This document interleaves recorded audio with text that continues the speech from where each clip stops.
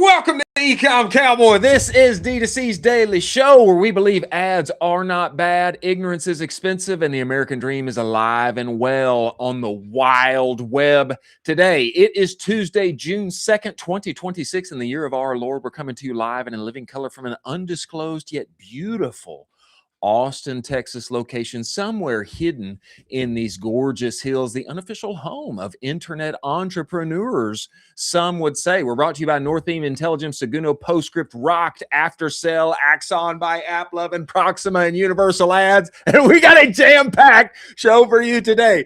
David Protein Pints has hit the interwebs. They sold out in 30 minutes for a mere $15 a piece. They also have an IRL NYC scoop shop that is coming to us. We are going to be diving into all of it, in addition to some clipping coming very soon. Meta's AI was used against itself to hack legacy IG accounts. Not a good sign. Methinks this may happen again. We're going to talk about it. Shopify shoppers, a lapped up Memorial Day sales, especially focused on anything and everything to do in the great outdoors, and Salt and Straw exploring a sale of sorts. Very interesting. We're going to be joined by head of growth engineer and growth gremlin at Replo, Sanjay Jenkins. He's going to be coming to us to talk about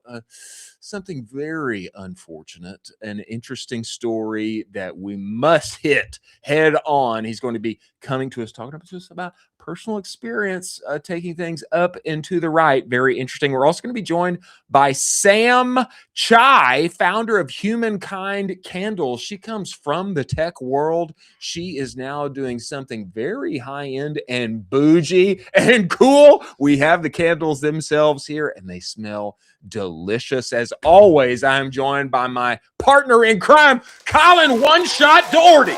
Get in here, Colin. Whoa! Wow. What's my age again? What is my age again? What is my age again? Actually, really?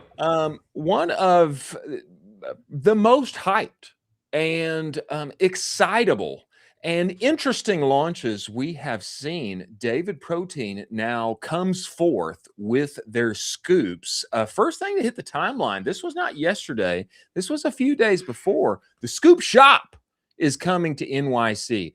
It's Andrea of the Snack Shot, always having the deets and releasing all of the information. There is an IRL scoop shop that is coming very soon to the streets of New York City. And not only is the scoop shop here, but the pints themselves are now available, have hit the interwebs, and they sold out in 30 minutes. TLDR, you had to buy 6 pints at a time, $90 to get in on it, $15 each. They do look delicious, I will say. And Darren Rovell revealed for us here, sold out in 28 minutes. And also gave us some helpful comparison here. David, 260 calories, 30 grams of protein. Protein pints, which I have not seen, 360 calories, 30 grams of protein. Smear case, 490 calories, 42 grams of protein. As one can always assume, many had much to say about this on the interwebs. But before we get to that, Colin Doherty, Colin One Shot Doherty, your thoughts on this? This is so awesome, specifically because I love ice cream. I don't know how you feel about ice cream, but there was a former heavier version of this Colin in, let's say, college, 20, 30 or pounds heavier, that he loves a little sweet treat every now and then. And so I love the idea of a full pint of ice cream, 260 calories, 30 grams of protein. Gosh, if I can knock one of those down. The key, and we always talk about this on the show, if it tastes really good, that's a home run. So if this actually tastes good, and we're going to get some initial reviews from folks that are immediately getting those pints that sold out because you can't get it anywhere, amazing. If it tastes good, gosh, that's exciting. That's really exciting.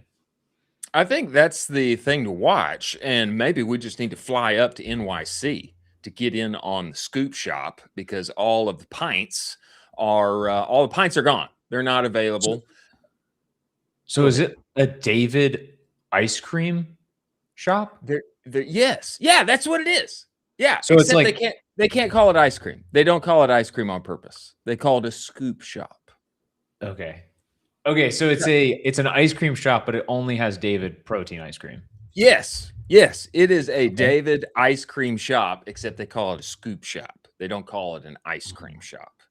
And methinks that has to do with, whatever technicalities come around having ice cream and what does ice cream mean, etc. People always have that. There's a crowd here, totally understandable, but there is a very definite health forward, protein forward crowd here that is just they're not down. They're not down because use the EPG, all of the things. But I just have to say, like, I want to try the thing. It's exciting. It's $15. And, I think for a significant amount of people, it being $15 makes it even more exciting. It's Andrea has this to say. People are paying $13. Next one or a previous one. I don't know which one I'm looking at. Here we go. People are paying $13 for tortilla chip bags at Whole Foods that are made with beef tallow. K economy snacks, which is the case. It is the case. And there are plenty of people who will pay more if they are down with the macros and the ingredients involved. Next, from it's Andrea, of course, people were upset. People were upset because David is continuing to do their thing. I think the health crowd that is against it should not be surprised. I mean, okay, David's going to continue to do his thing. Like, this is how it brings forth products, has incredible looking macros, etc.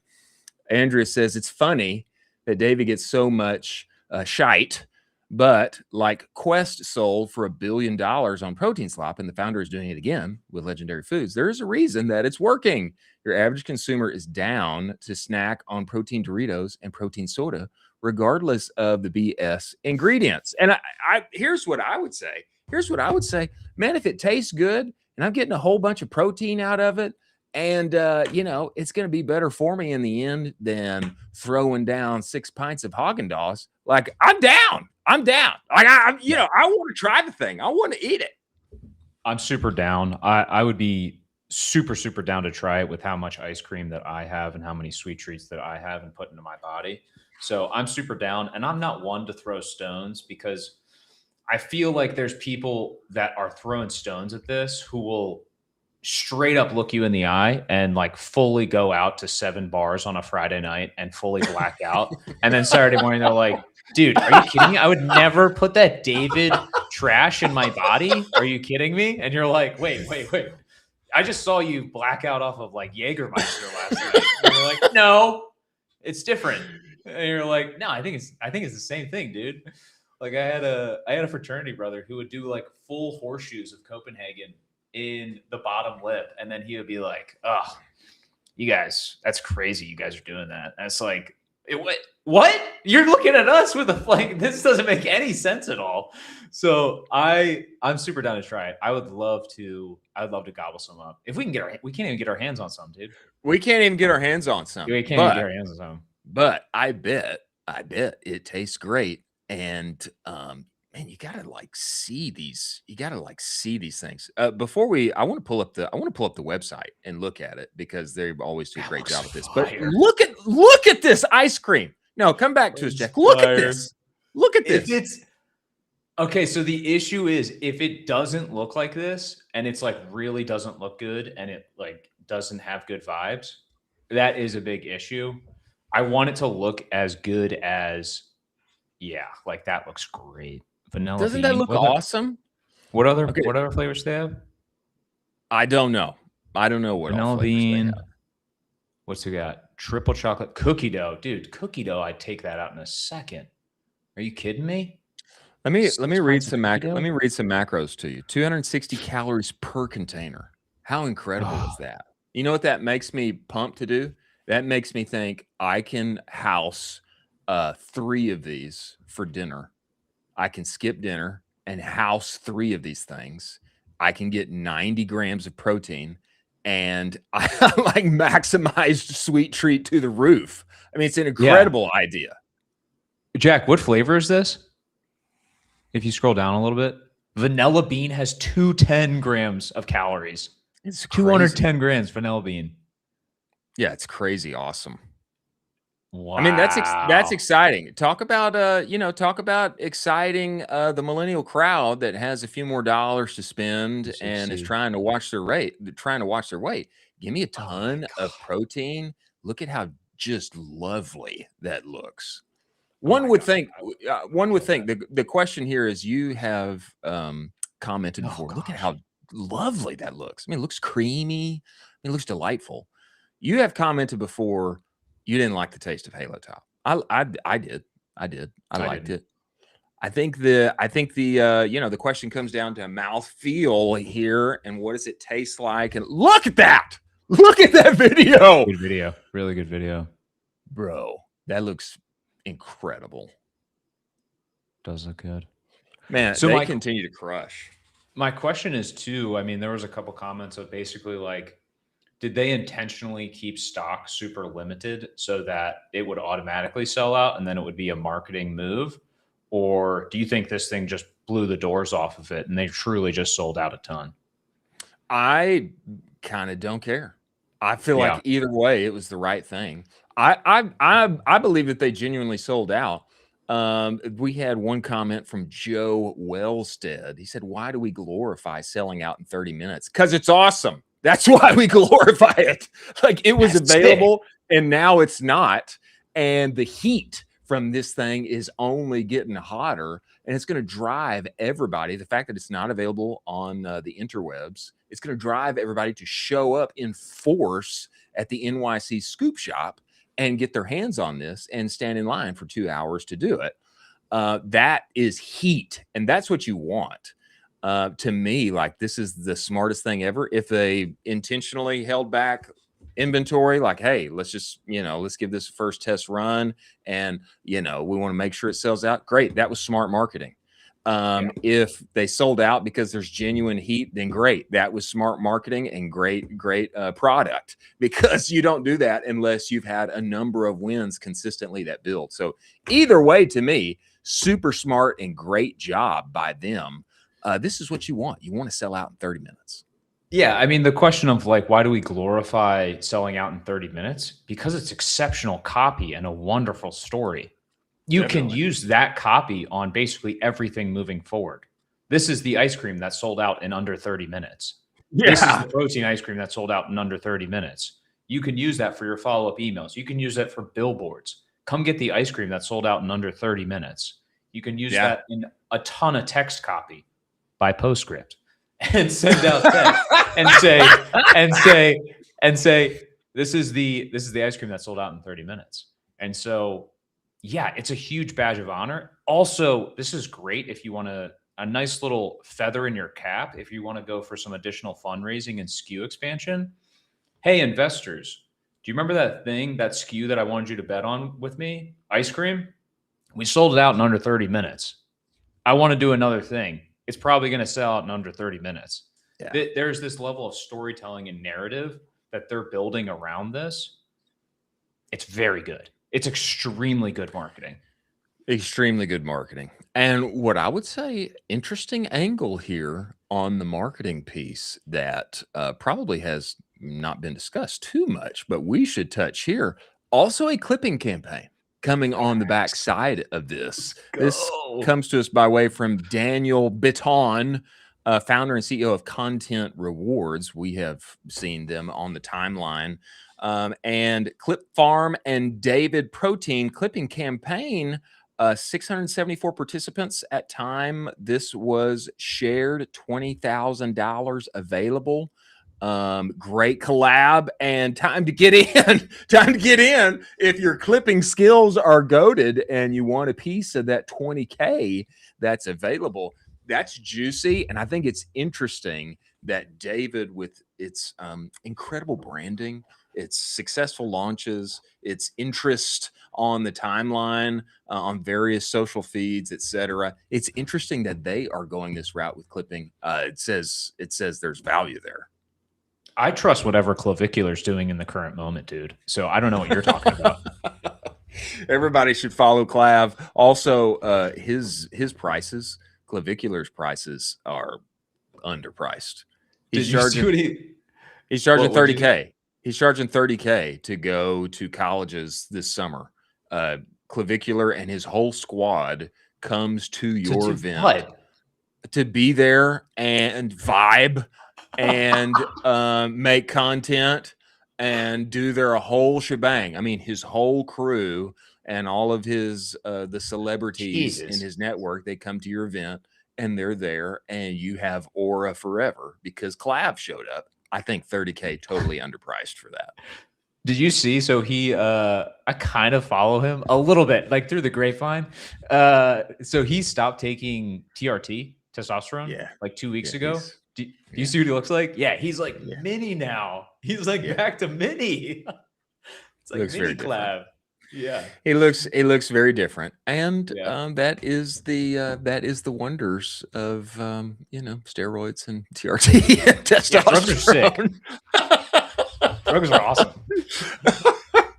The legal kind.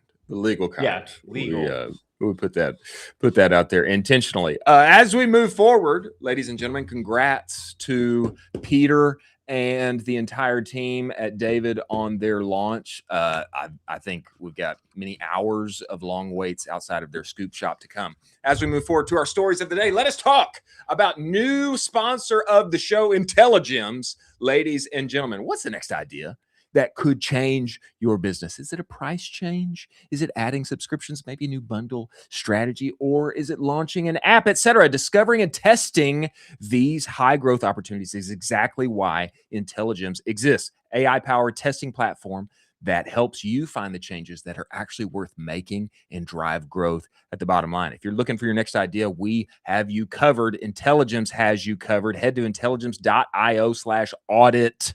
And in just a few minutes, you will have 3 ideas you can put into implementation and test today. The AI-powered audit is completely free. Go to intelligems.io/audit. Many thanks for Intelligems being part of the show.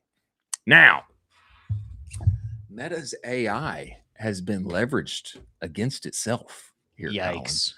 Big yikes. Exploited. Big yikes. Big yikes. Not good. To hijack Instagram accounts, even like President Obama owned accounts. Crazy. Which is a crazy get. It's a crazy mention and a crazy get here. At Oracle's, I felt that he gave the best summarization of what happened here. Jack, bring this next tweet up. I'm going to read it to us. This comes from Andre at Oracle's. I will start reading now. Today, Instagram had the massive exploit where hackers were just stealing rare handles left and right. Hundreds of accounts gone. People losing handles they've owned since 2010, some worth hundreds of thousands. I own a few rare ones, Oracle says. So I was actually stressed watching this happen in real time, which I haven't been in years. Obama White House account got hit. These aren't some random new accounts. These are verified, locked down accounts, and they still got compromised. The thing is, the exploit is so simple, it's almost funny. Attacker goes to forgot password, says their account is hacked, turns on a VPN to match the target's location, which now you can find on the About section of the page. Instagram's AI support flow asks them to verify with a selfie. They grab a photo from the target's profile, run it through an AI video generator to make an animation of the person's face moving around like this, upload that to Meta's AI as proof, and Meta's AI just accepts it because it can't tell the difference between a real selfie and an AI-generated video of someone's face. Once verified, they change the email to theirs. Password reset link goes to their email. They own it now. 2-factor authentication gets bypassed somehow in the process, but honestly, I don't know exactly how, just that it did. Point is, even lockdown accounts went down. Then you try to recover your account. You're talking to a chatbot that has zero ability to help. You can't escalate to a human. You're just stuck. Your asset is gone and there's no one to call. The whole thing just highlighted how stupid it is to automate account security without any human in the loop. One AI fooling another AI while there's literally no person anywhere to catch it. Meta took hours to even acknowledge it while accounts were getting stolen every minute. Now, thankfully, it's patched, but I don't think it will be the last one. And you can see the images that he has grabbed here to talk about how they have all been hacked. And you can see the videos uploaded on the Obama White House. I mean, there's Arabic here in the Obama White House account. They're uploading new videos. I mean, it's kind of crazy. Yeah. I mean, this is just like unheard of level, not good. If you want to make $1 billion extremely quickly in the new era of 2026, all you need to do is just basically make an AI security company, because everybody needs it right now. Literally every single person. There are basically no guardrails and security for this right now. So if you can go into an org and say, hey, I can provide a security layer for your AI that's actually interacting with a lot of open source stuff and kind of potentially some malicious targets, I think you're going to make a boatload of money. I mean, I don't know, Chris. That's just my guess on this thing, but I think AI security is going to be one of the most important things for the next 10 years, probably. Where's Mythos? Where's Mythos when you need it? I thought Meta had access to Mythos, and everything was going to be secured by Terminator 2 being released in the cloud. I don't know. Where's Mythos?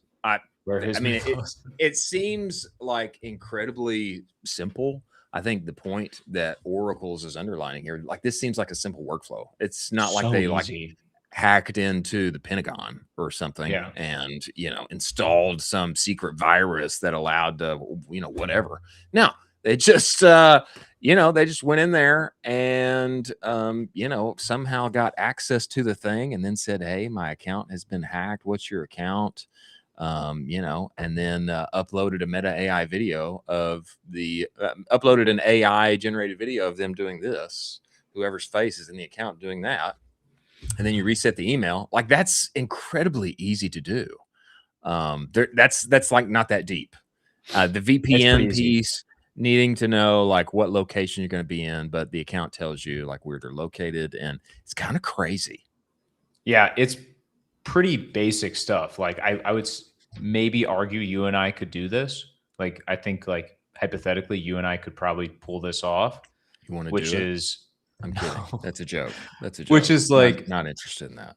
It's kind of wild. I don't know. It's kind of scares me a little bit in the fact that we need better guardrails. We need better security. Just don't make me authenticate 16 times every 5 seconds into a new login. That's my only request. Apparently it doesn't matter. Apparently the two-factor authentication doesn't matter. Just don't come for my IG accounts, por favor. Next story here, Salt and Straw seeking a sale. Are you aware of Salt and Straw? I have heard of them. I have never tried them. Apparently Salt and Straw, Portland, Oregon-based ice cream maker seeking a buyer, could fetch over 200 mil. Investors are Carp Riley, Enlightened Hospitality Investments, The Rock. Okay, Dwayne Johnson is involved, and seeking a sale here. This tweet comes from Alex Immerman at A16Z. He says software is eating the world, but he is eating Salt and Straw. Everyone keeps sending me the Salt and Straw sale news. I have $200 million worth of conviction, diligence complete. Unfortunately, I cannot say funding secured. If you're interested in joining my bid, DMs are open. AI-proof business and free waffle cones for life. And then all of his images here are of people reaching out to him and saying, hey, I want to step up. I want to be a part. Can you buy this, please? Just need 200 million. It's game time. I've never tried it. Have you ever tried Salt and Straw? I haven't. I just DM'd Alex to say that I'm part of the bid. I can contribute $20. Okay. All right, you're in. $20. I'm in for 20. You're in for 20. Okay. I'm in for 20. Hey, I didn't say I'm not in. Yeah, I'm in for 20. That's what I'm saying. 20 mil or 20 $20. Okay, and then update that LinkedIn to investor. Sick. Partner. Let's investor. Partner. Let's go. Yeah. No, that's awesome. I've never heard them, which is really interesting. You hadn't heard of them before? No, I haven't heard of them at all, which is, I mean, I think it's a testament to the fact that you can build a massive brand.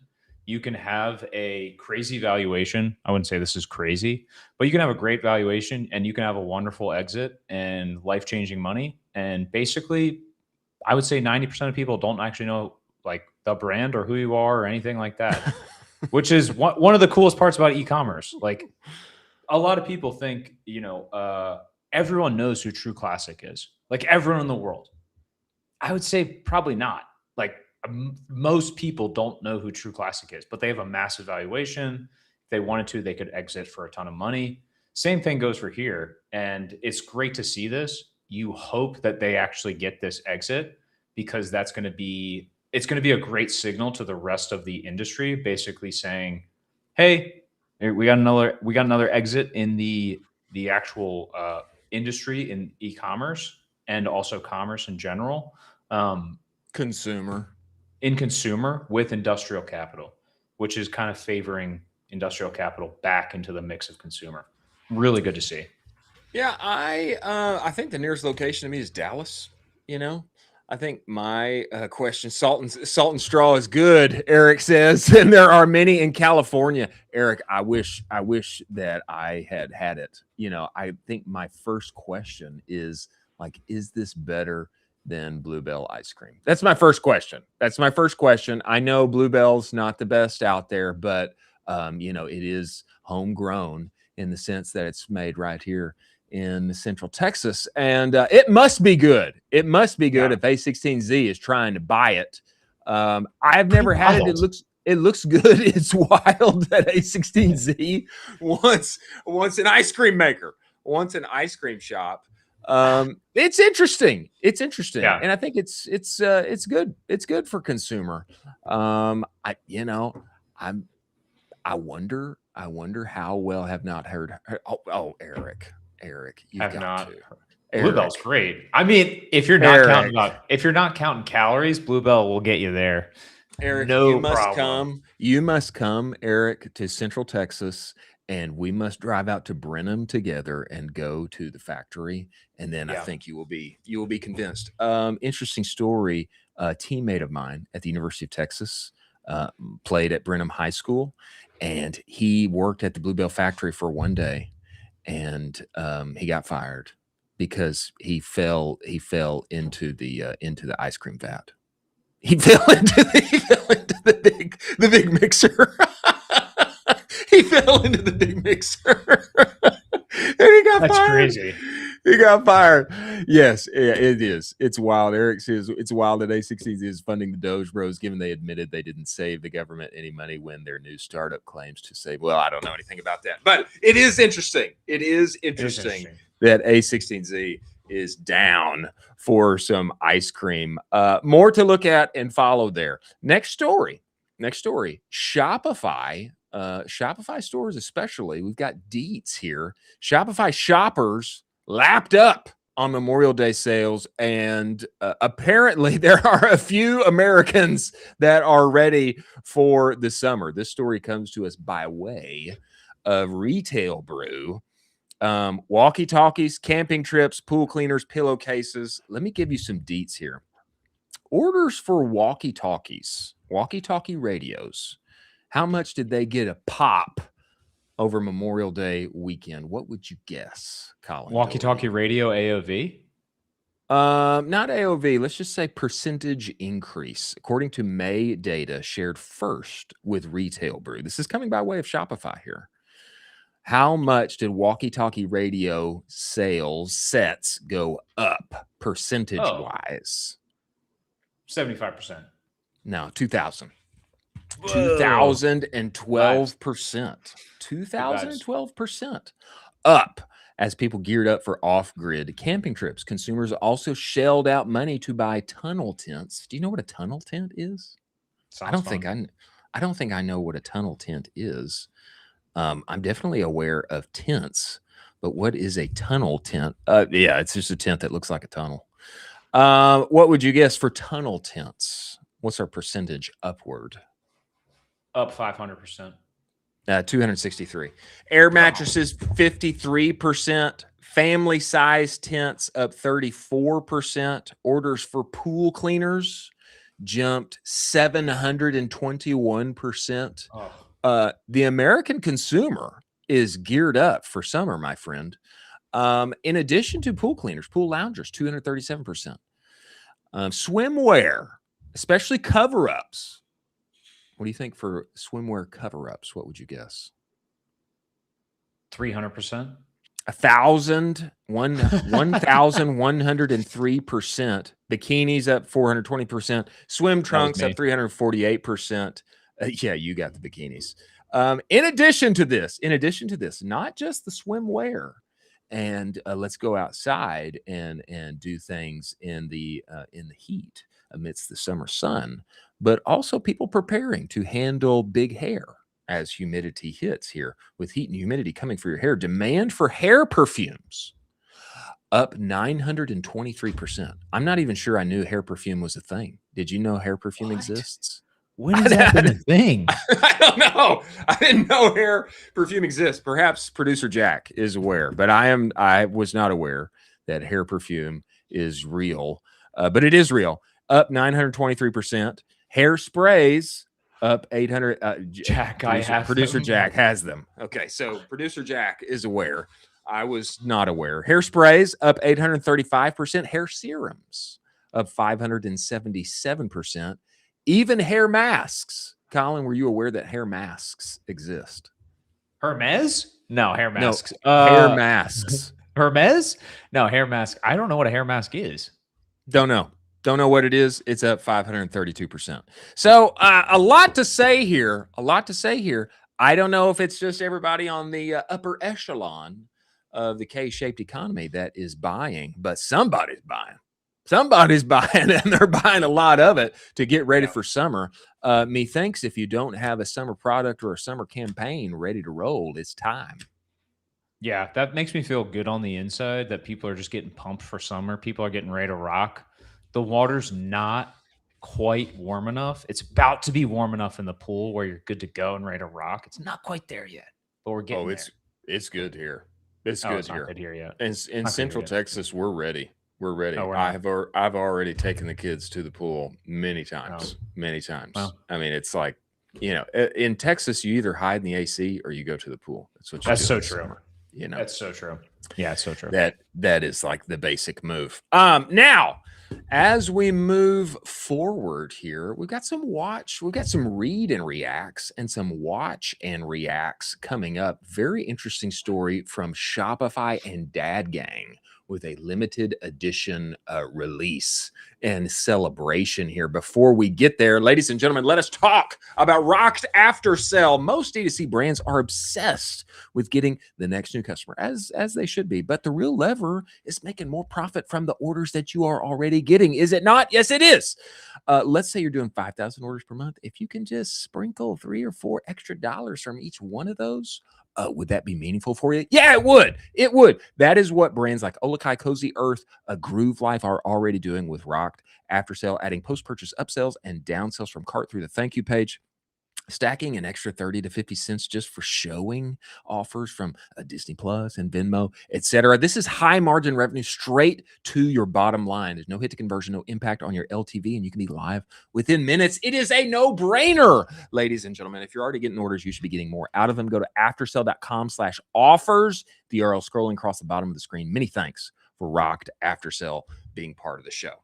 Now, it is a special thing, is it not? When Dad Gang, or when a brand and Shopify, upon which said brand is built upon, when they celebrate a momentous occasion together, it is a wonderful thing.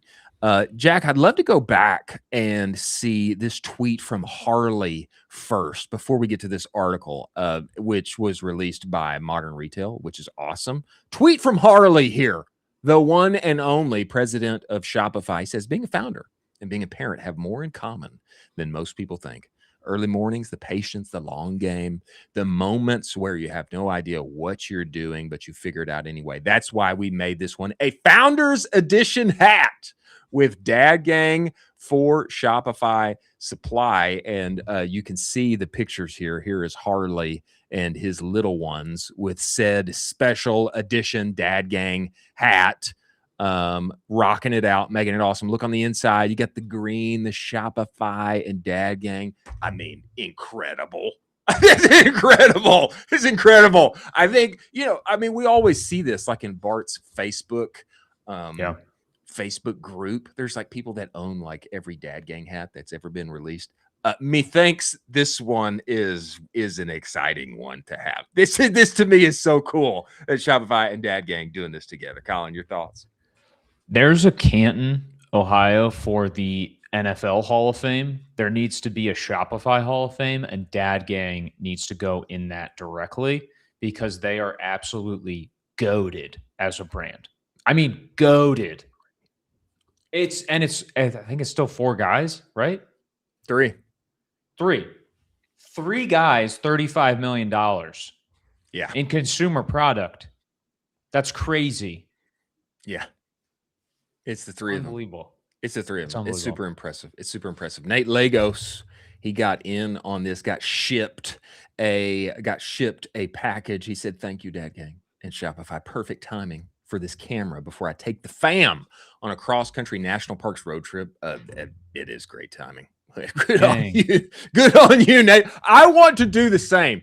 I have yet to find out how I will live stream from said RV, but maybe SpaceX will help me make that happen. Look at this little camera for making physical memories.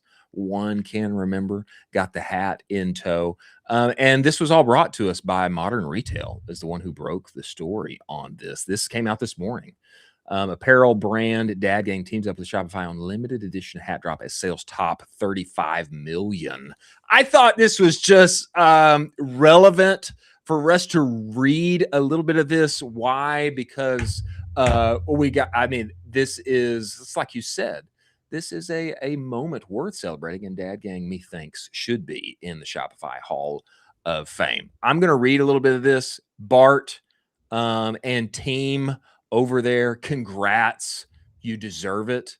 And it's still the 3 of them. I don't think they have another full-time employee. It's Bart, basically 12 million of revenue per employee. Per employee.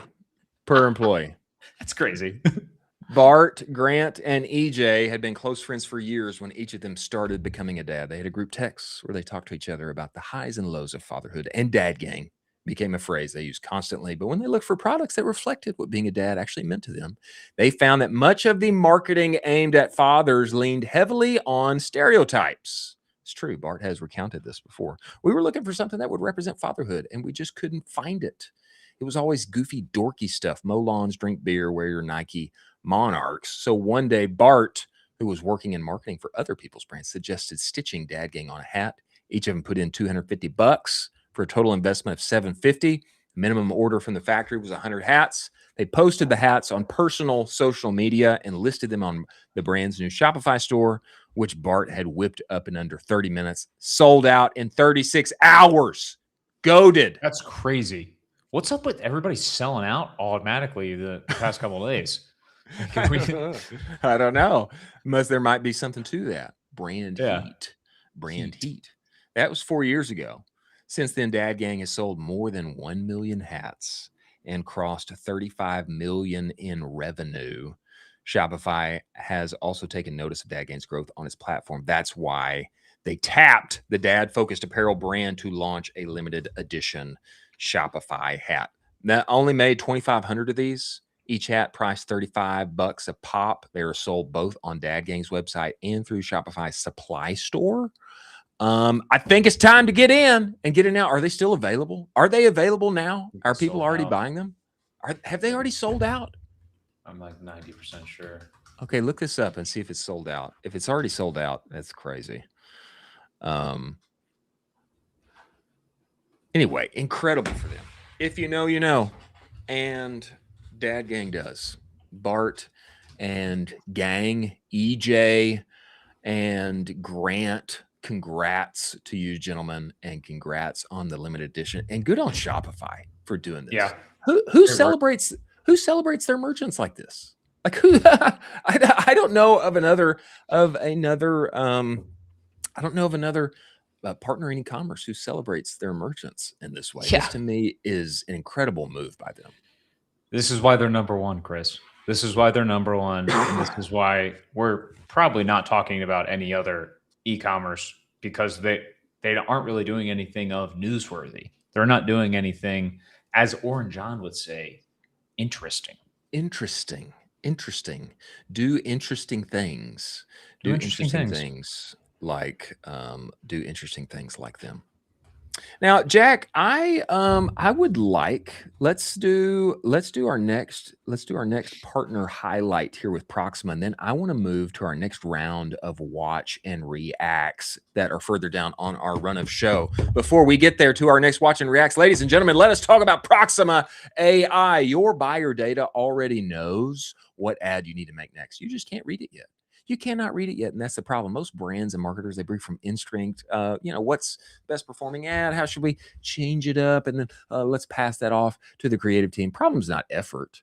It's that there's signal that you are not getting from your buyer. Proxima changes that. It reads your conversions against real shoppers across 2,000 plus e-commerce brands, shows you exactly who's buying what they are reacting to, and where your account has gaps. You connect your Meta, your Shopify, and then Proxima gets to work mapping every conversion back to a real buyer segment inside the commerce graph. What they buy across the web, what they respond to, who you are not reaching. Suddenly gaps are visible, and what you get is a feed of creative briefs coming to you that are according to people actually buying your products. Every brief grounded in the commerce graph, data your competitors don't have access to. See who bought and see what to make next. Go to proxima.ai. Stop the slop. First 3 briefs every month are free. Many thanks for Proxima being part of the show. Now, our next batch of watch and reacts here. Steph Curry signs with Li Ning. I did not even know that this company existed. This is a sports brand that is in China. Li Ning. Have you ever heard of Li Ning before, Colin Doherty? Is this a first one for you? Are you kidding me? I wear it every single day. No, you don't. I wear it every single day. You don't have Li Ning socks? I don't. I don't have sick. Li Ning socks. I did not know that they existed. We've got a video here that Steph shared on his personal account, and I'd love to watch this, and then we will give us some volume, Jack. Let's watch it, and then we'll get into some other tweets as well. Very significant, best shooter of all time. And he's going away from Under Armour, signing with Li Ning. Give this one to us, Jack. The next stage is set.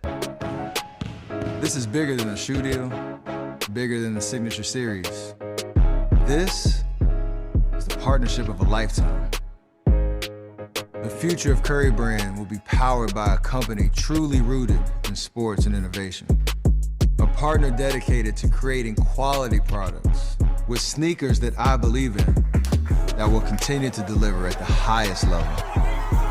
The future of Curry Brand is with Li Ning. And it starts with Mr. Li Ning himself, an athlete founder who's built one of the world's most premium sportswear brands over the last 35 years. Together, we will continue the Curry Brand mission with stories, platforms, and products that will inspire the next generation around the globe. And change the game for good.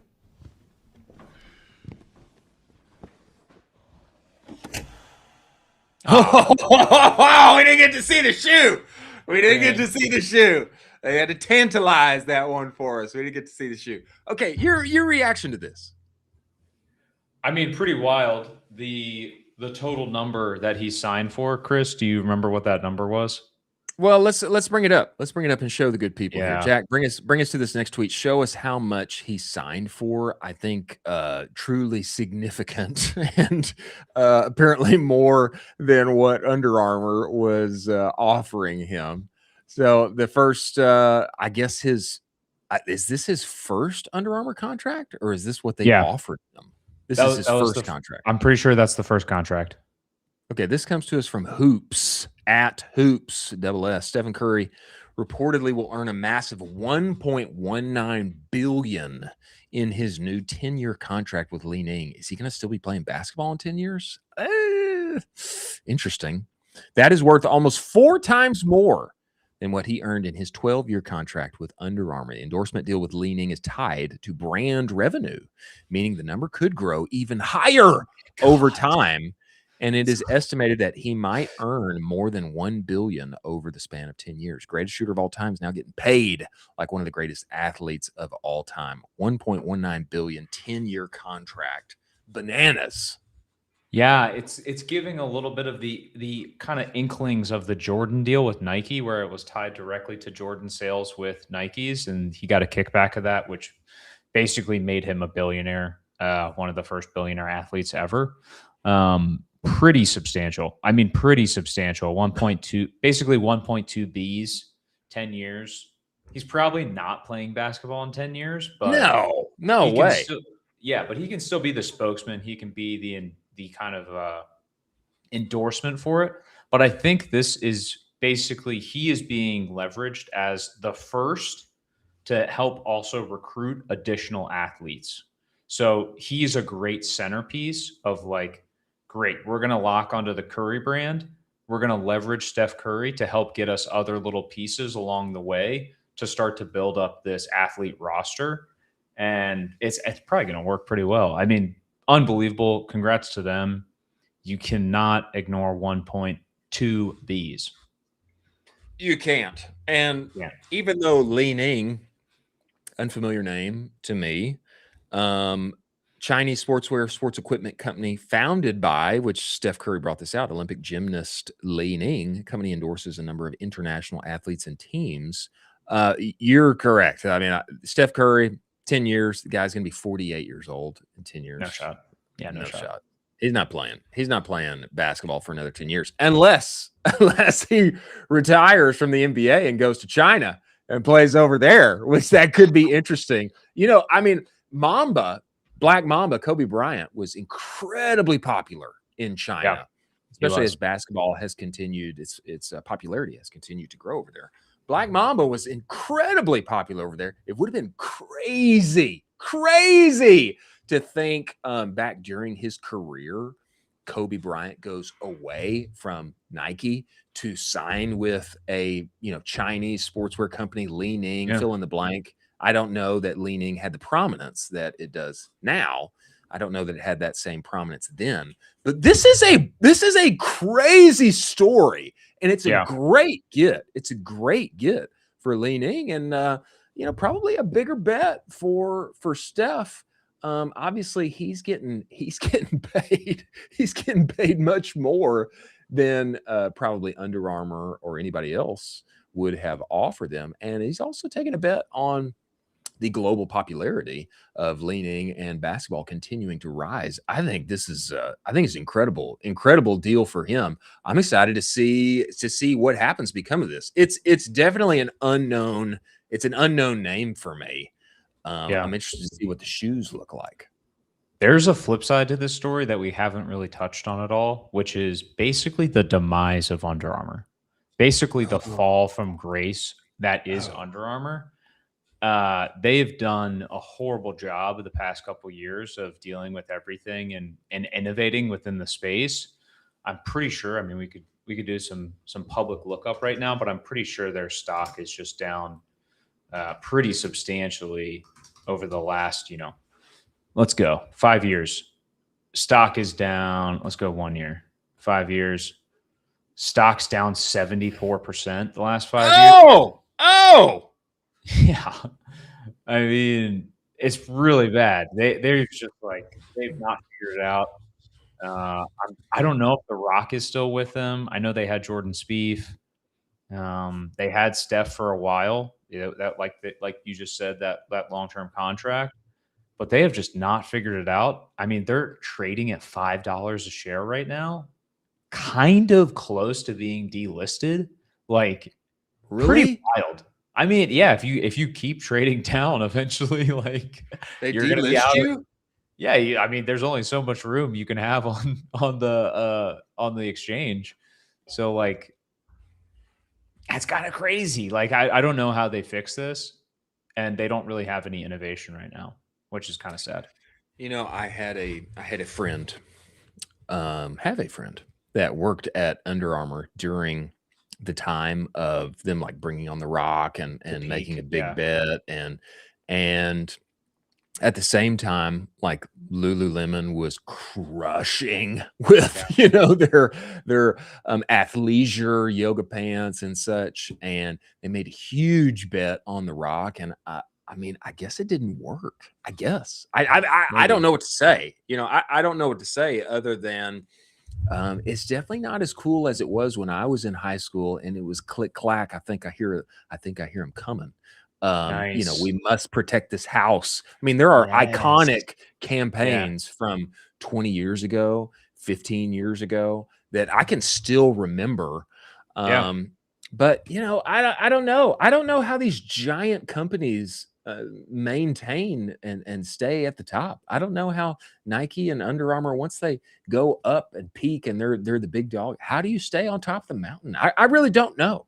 Especially in 2026 where there's so many incumbents and people can start new exciting businesses, athletes can launch businesses. I mean, I don't know how you stay at the top.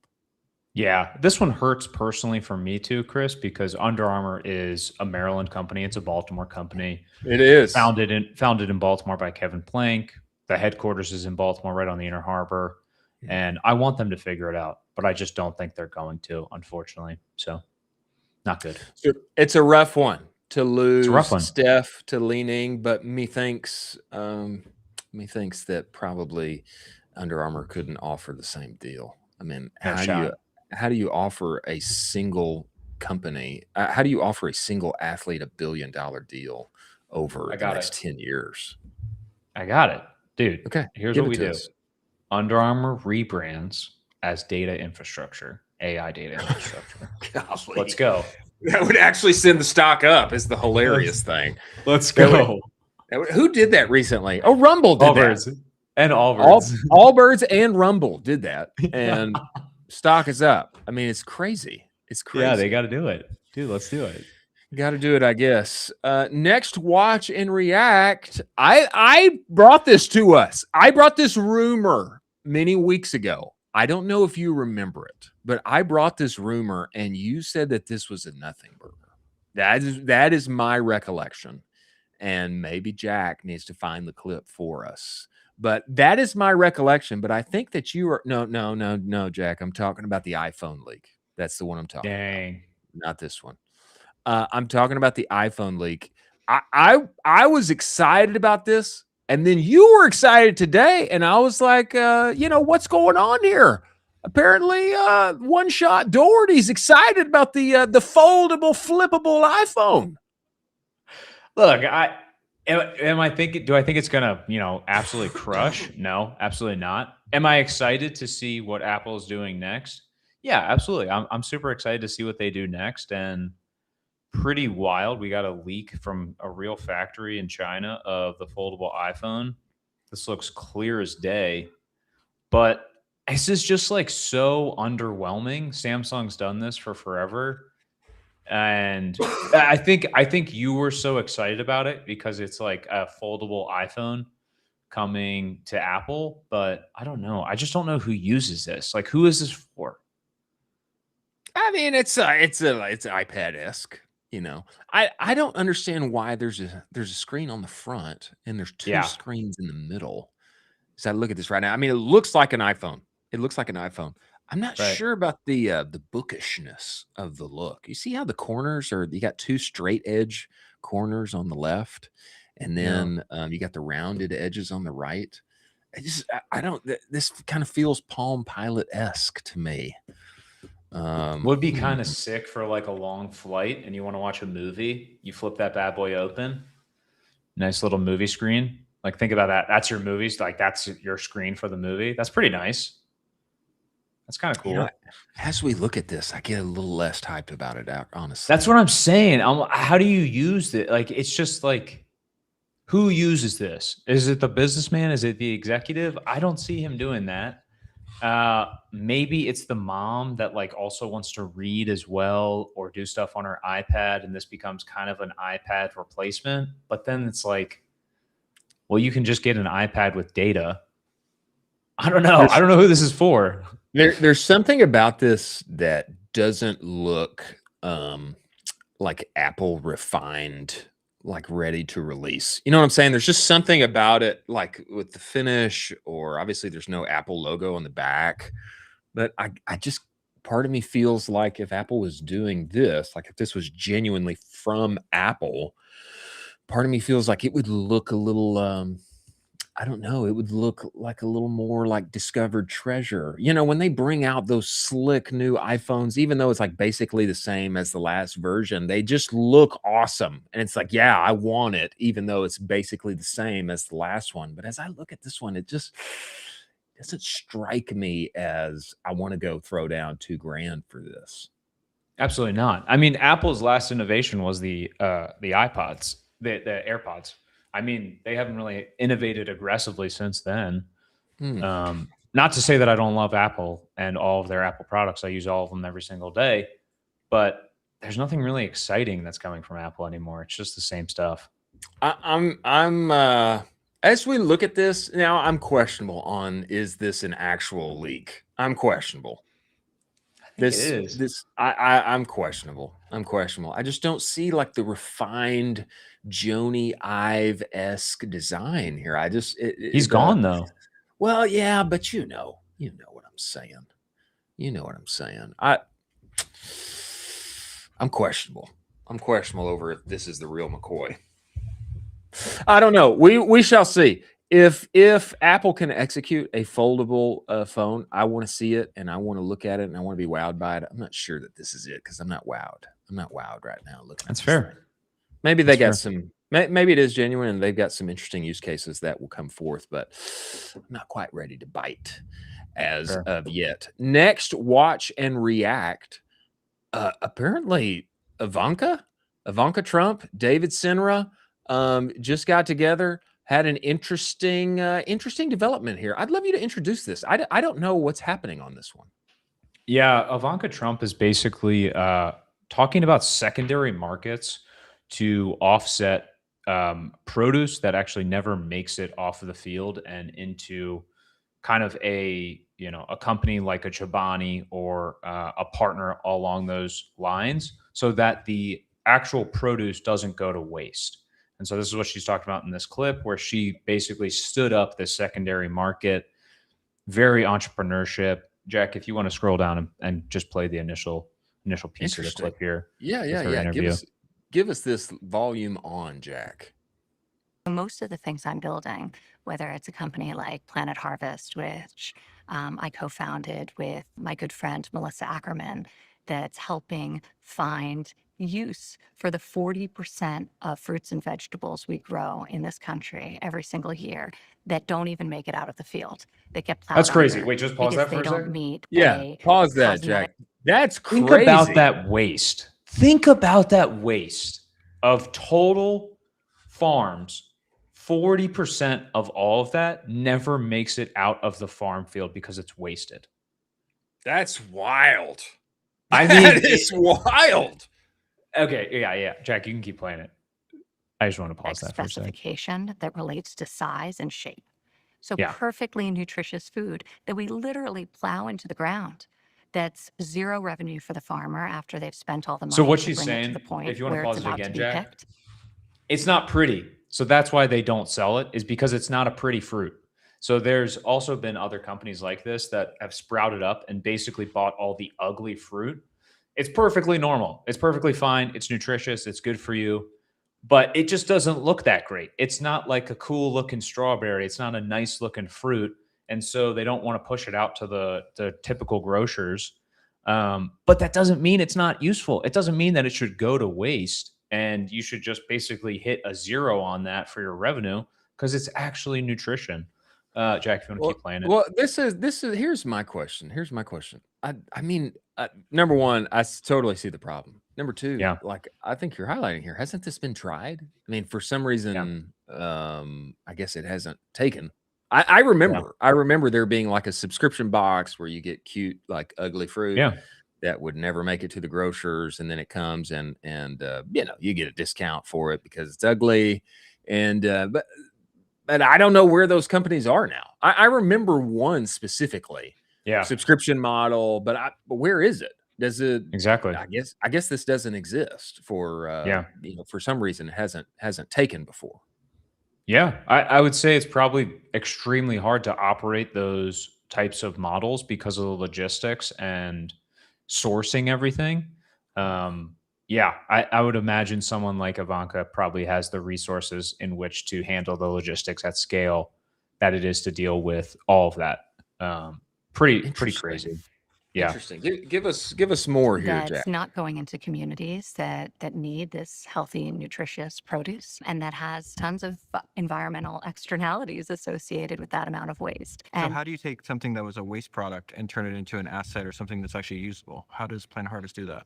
Simply, it had been done that way because it had always been done that way. And there was no secondary market for any fruit or vegetable that didn't meet an exact specification in terms of size and color sometimes, even though the taste and the quality were in no way compromised. So there was just no market for it. So we said, well, that makes no sense at all. And let's stimulate the demand side and create demand so that we could support these small and medium-sized farmers. And this is, you know, going back to just like listening. I started listening during the COVID pandemic to the challenges of farmers, small and medium-sized farmers. And that was an extreme situation because the supply chain just completely shut. Right. So if you had a farm and you had a perishable product like a strawberry, suddenly all the restaurants are closed unless you had an account with Walmart. You had nowhere to sell your produce into. And so you'd till it into the ground. As part of COVID and as part of the CARE Act, I created something called the Farmers to Family Food Box Program, where we created grants to buy this great product and surge it into communities in need, keeping these small and medium-sized farms alive and thriving during this incredibly difficult time, saving the job of the distributors who would transport between communities and the farms, and obviously feeding a lot of people who were in need. But at that time, I started looking at the business more generally and realizing, like, why isn't there a secondary market? Like, why aren't these great strawberries going to a juicer if they can't be displayed in the fresh aisle at Walmart because they don't meet cosmetic specification that's really exact? You know, it's like everything is so uniform in size. It's very different in other areas of the world. In Europe, it's like organic. Yeah. Things are slightly bigger or smaller. So we sought, me and my partner, to start to stimulate demand by working with large consumers and sharing with them the issue and getting offtake for these small and medium-sized farmers that's meaningful. So companies from Chobani, now all of the fruit that we find in their beautiful yogurt products and smoothies is all sourced by Planet Harvest from small and medium farmers. That would have been 100%. I see. Great. I was wondering, like, the punchline here. Okay, so like, where is the ugly fruit growing? Like, where is it going? Like, where is it getting picked up? And apparently, it's like big companies who are mixing the fruit into you know, their yogurt, or maybe they're making like dried fruit, smoothies, like CPG type stuff, smoothies. That makes a ton of sense. That makes a ton of sense. Totally. I think it's hard.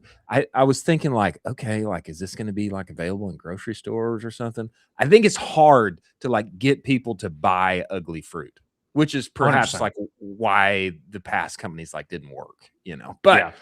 But this, like, hey, let's source this, and then let's use my influence to like have these giant companies buy this ugly fruit. Yeah, and you know, waste is taken care of.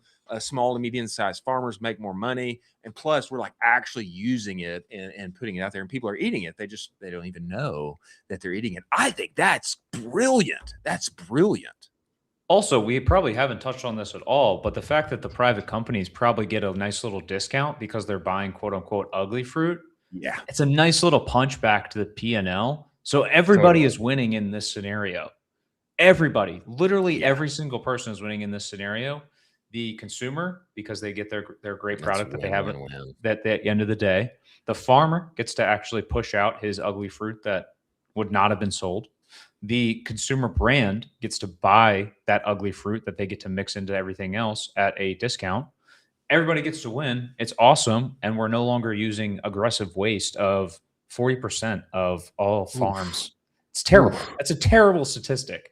That's crazy, man. That's crazy. Wow. Well, hey, great find. Great find by you on that. Thank you. That was a great find on your account. Shout out to David also on a ripper. Yeah, David Senra's ripping. That guy. Ripping. I generally don't like podcasts. I like shows. That's what I like. But I generally don't listen to that many podcasts. But I will chime in on David Senra. And I was looking at that feed. Who's he coming out with?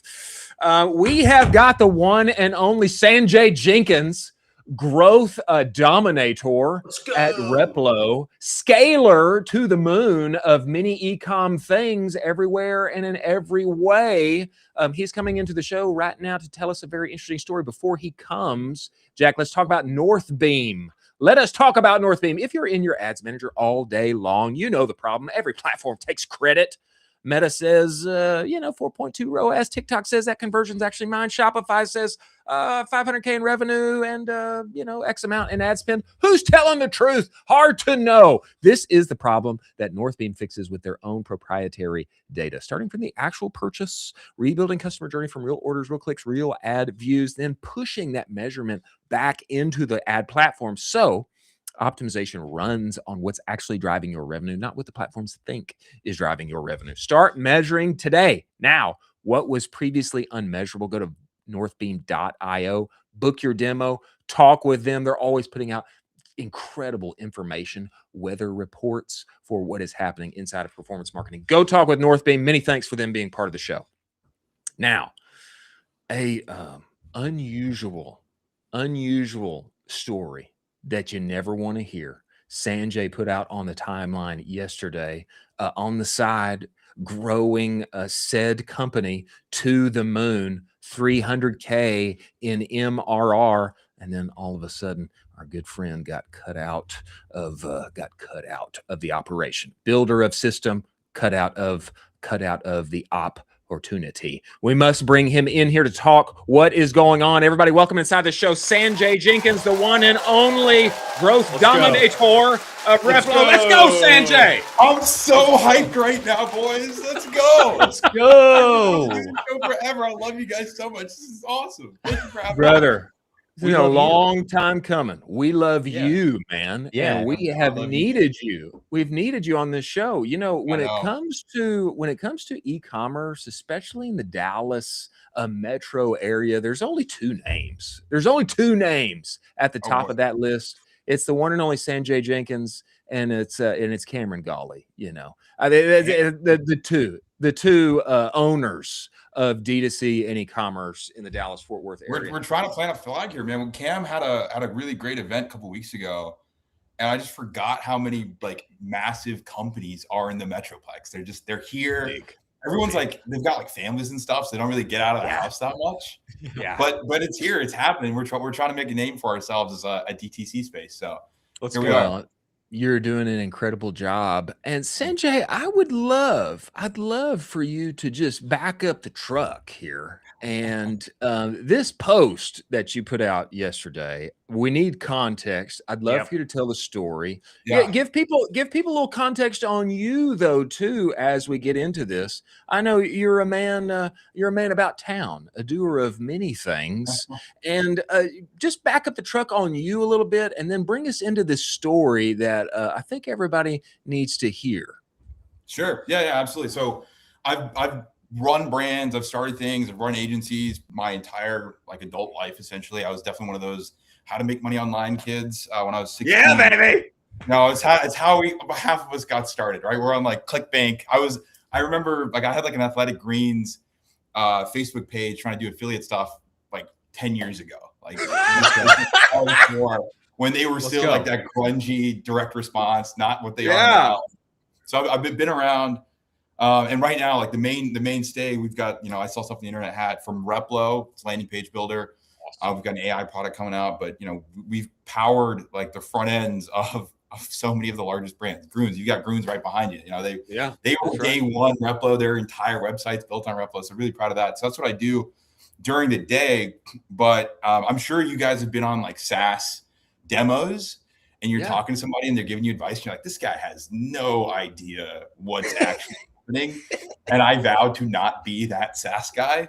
So to still be, in the game, actually understand what's going on in the market. So the tweet that we're talking about here today, I took on a project back in January to help build like an RUO, research use only peptide business from like ground zero, like completely like nothing set up.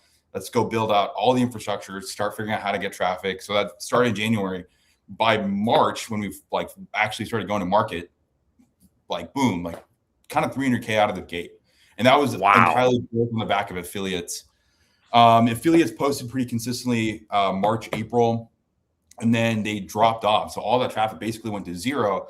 And in the entire time, I was like fighting Meta to try to get our account set up. Every time we'd set an account up, we'd get banned. So we'd go through the whole process. We got that going. We got Google ripping. We spent more on Google than we did on Meta, but we were back. That. We cleared the same revenue bar, right? So, 300K back to back to back. And I got a call on Friday. I'm thinking we're trying to talk through like ops stuff. And it's, hey, actually, you're no longer part of this operation. We're going to pursue new strategies. I'm like, what? I've been building the strategies, dog. What are you talking about? So that was like a real gut punch. I was like an S tier crash out all weekend. I had a wedding to go to out of town. And I'm just like white knuckling driving to Memphis and back. What have I done wrong? But, sometimes things don't work out. It's not the first time I've been kind of cut out unceremoniously out of a deal. So, it certainly won't be the last time, but yeah, we built this like pretty crazy, probably more compliant than it needed to be. Our lawyers are really great. I'm pretty confident that our lawyer has his own peptide business. He would give us like the gray hat plays. He could tell us like how far we could push the boundaries, but I was like Mr. Compliance all day long and we still got it to work. The idea being, let's just try to like outlast all of the people that are like running the non-compliant stuff. They're going to get shut down. And we got shut down trying to do the right thing. So, and then came back up. But that's kind of how it happened. And here we are. We've got the playbook. I'm happy to share. But as part of that tweet, you're basically saying, hey, I want to run this back. I want to do this again. Who's willing to jump on board and rock and roll with me? Are you ready to run it back and do it? Sort of. I don't know if I want to like be the guy in the arena directly now. The entire process, like I built a team. Like we've got an ads team, we've got a retention team, we've got creative, we've got influencer, all kind of plug and play. Everyone's ready to rock. We just don't really have anything to rock with. So I'm like, yo, I built this. I've got some other stuff that I'm cooking up on the side that I'm probably going to shift most of my focus to, Replo and this other project. So I'm like, yo, I worked so hard to build this. Please, someone use this. Would it be specifically only for peptides, or can it be any product, any consumer product? I mean, we do. I mean, I'm still running a lot of traffic for a bunch of consumer products that don't require all the legislative and compliance whack-a-mole. So like I'm like slinging t-shirts and stuff all the way to all sorts of other things outside of this. But yeah, no, the system works for anything. But if you want to do peptides and you want to do it the right way, we have everything kind of mapped out for you. Wow. I think Sanjay, somebody, I mean, surely there's a number of people out there that are cooking on something related to peptides, I mean, I've got to get in on the gold rush. Yeah. I mean, I've got a couple calls later today. I had one call this morning that ended really funny. Someone I really care about. He was like, yeah, he heard the whole thing. He's like, this is a little too risky, a little too gray hat for me. Not my cup of tea at the moment, which you kind of see. Yeah, I mean, whether you're trying to do like just a specific subset of like all the peptides available, or if you want to go full enchilada, like I guess it's not hard now. I'm on the other side of it. It was definitely like a very daunting mountain to climb, like 5 months ago. Yeah, it is. I mean, in my mind, anything related to healthcare, Yeah. tough, difficult, because there's a lot of things to navigate there. A lot of things to navigate. And I mean, you've gone through and and like weeded your Yeah. way through it, talked with legal, built the systems, etc. I feel like somebody needs to just say, Sanjay, why don't you just sit on the side here? Just sit on the side and advise with everything that you got going on. Just just lay out the system here for us and advise, and then we'll get somebody else to be hands-on keyboard making this thing happen. But why don't you just lay out the map? I think that's what needs to happen, Sanjay. And my team is like honestly ready to be hands-on keyboard. So like anyone who wants to work with us, like we're making like hundreds of ad creatives a week. We've got like doing a ton of affiliate outreach, like 100 or so a week, to try to ramp back up. But we were like the first couple months, like the first 300 grand, March, April, that was off of 5 affiliates. Bro, that's one of them, and it was really crazy because it was like one lady here in Dallas. I think she lives in a building that I can see. It's on the other side of the screen. Seriously. Yeah, it's insane. So yeah, I was like, okay, go get 100 of those. Like, how big can you get? I mean, the lawyers were talking about how some of the other peptide companies they work with, they're doing like $10 to $50 million a month. I'm like, whoa, that's where we're about to go. That's what I thought my summer was going to look like. But what's interesting is I think the product here is not the peptides that you are selling, but actually the turnkey system of the peptide business, because you could sell that to so many people for X amount of dollars. I think that's super valuable because a lot of people have a ton of trouble going from 0 to 1. If you can basically say, I can get you to 1, but you got to go to 10. That's pretty awesome. Like it's pretty substantial. Yeah, for sure.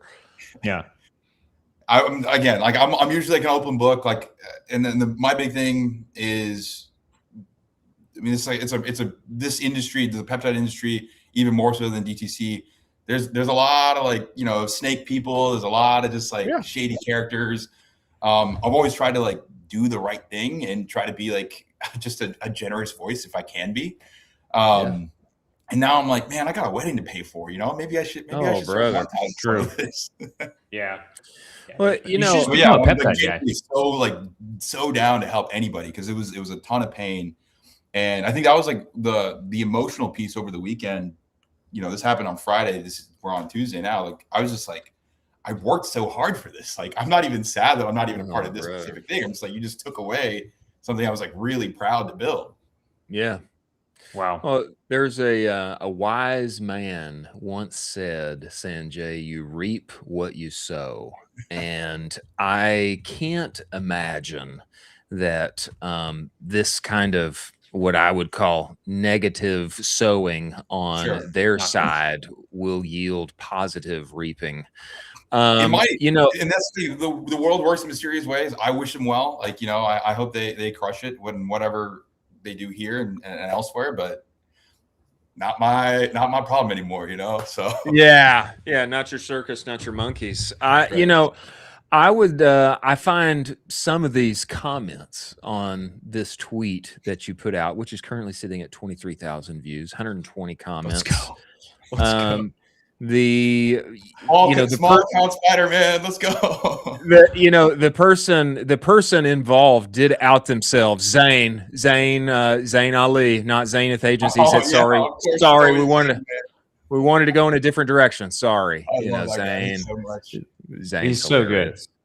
Sean Frank, Village we and definitely Origin, did hit him up to origin figure out story what for we you. could sell compliantly on TikTok Shop. I was like, what is possible? Because there are some people doing some stuff there, but we never figured out like a reliably compliant way to do anything. And even some of the accessory stuff, it was just like, I remember it was like 2 weeks ago, we were about to launch like an accessory product, and between like Monday and like Wednesday, like I think that Tuesday, they TikTok changed their policy. And so like, voila, you can't sell this one thing.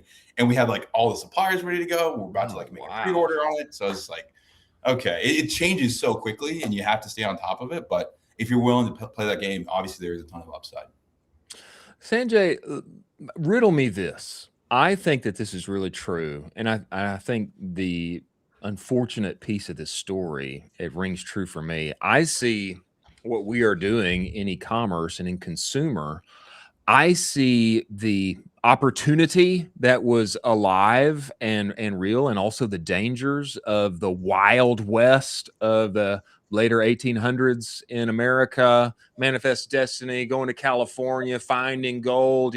I see that as what is now a digital reality on the internet and what we do today. And in the Wild West, there were outlaws. There were natural disasters. There were acts of God. There were heinous crimes, and there was also generational wealth, and there was technological advancement, and there was incredible businesses and treasures found. And I think that is analogous to what we experience on the internet today.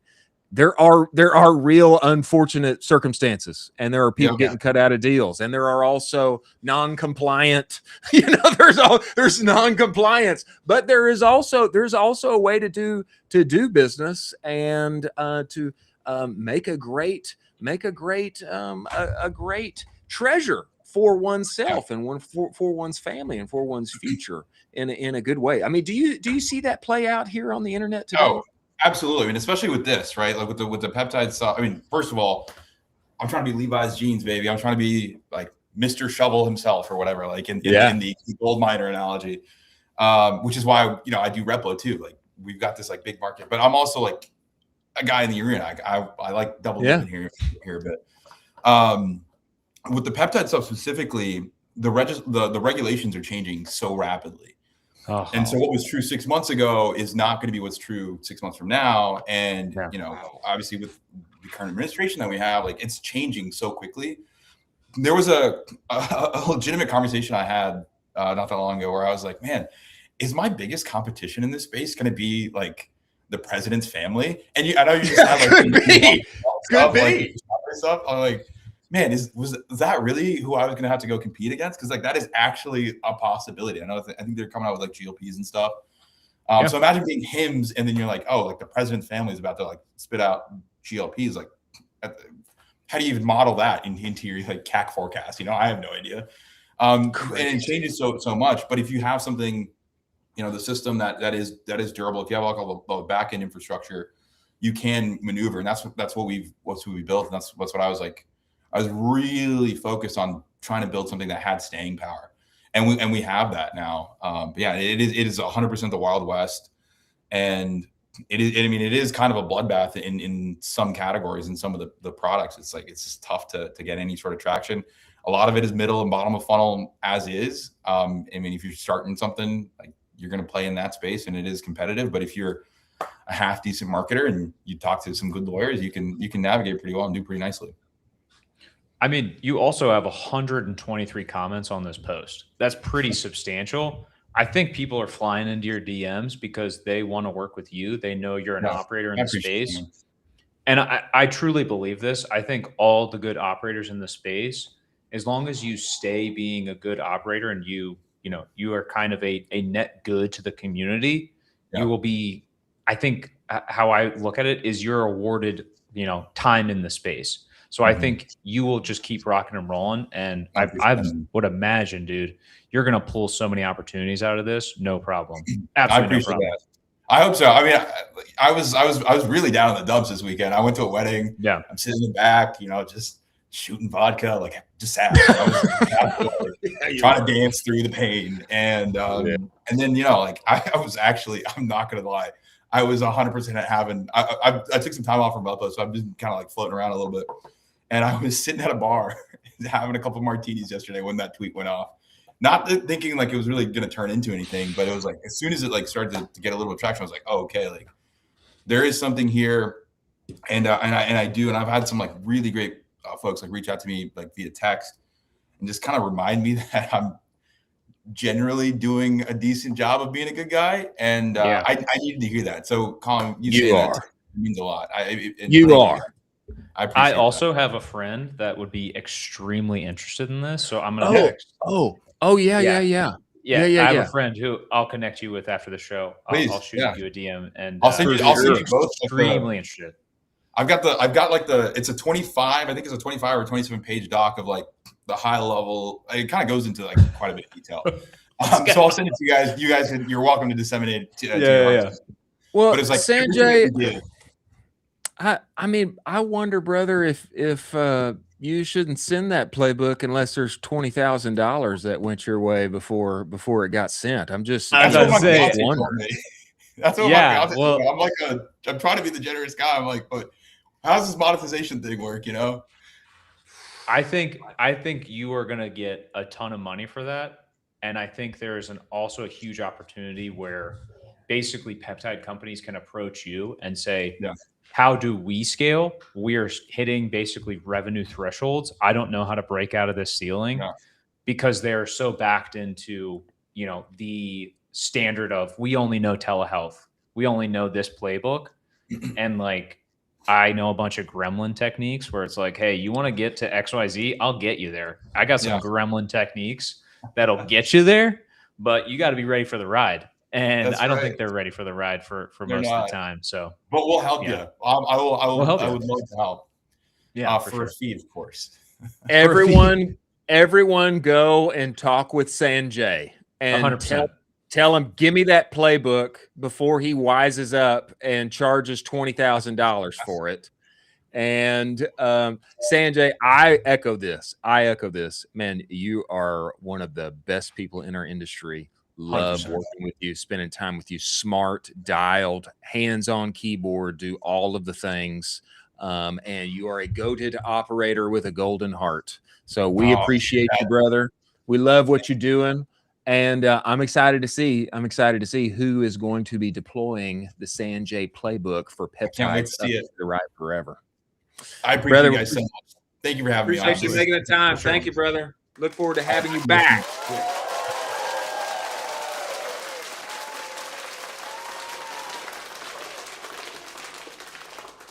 Sanjay Jenkins, man, the one and only.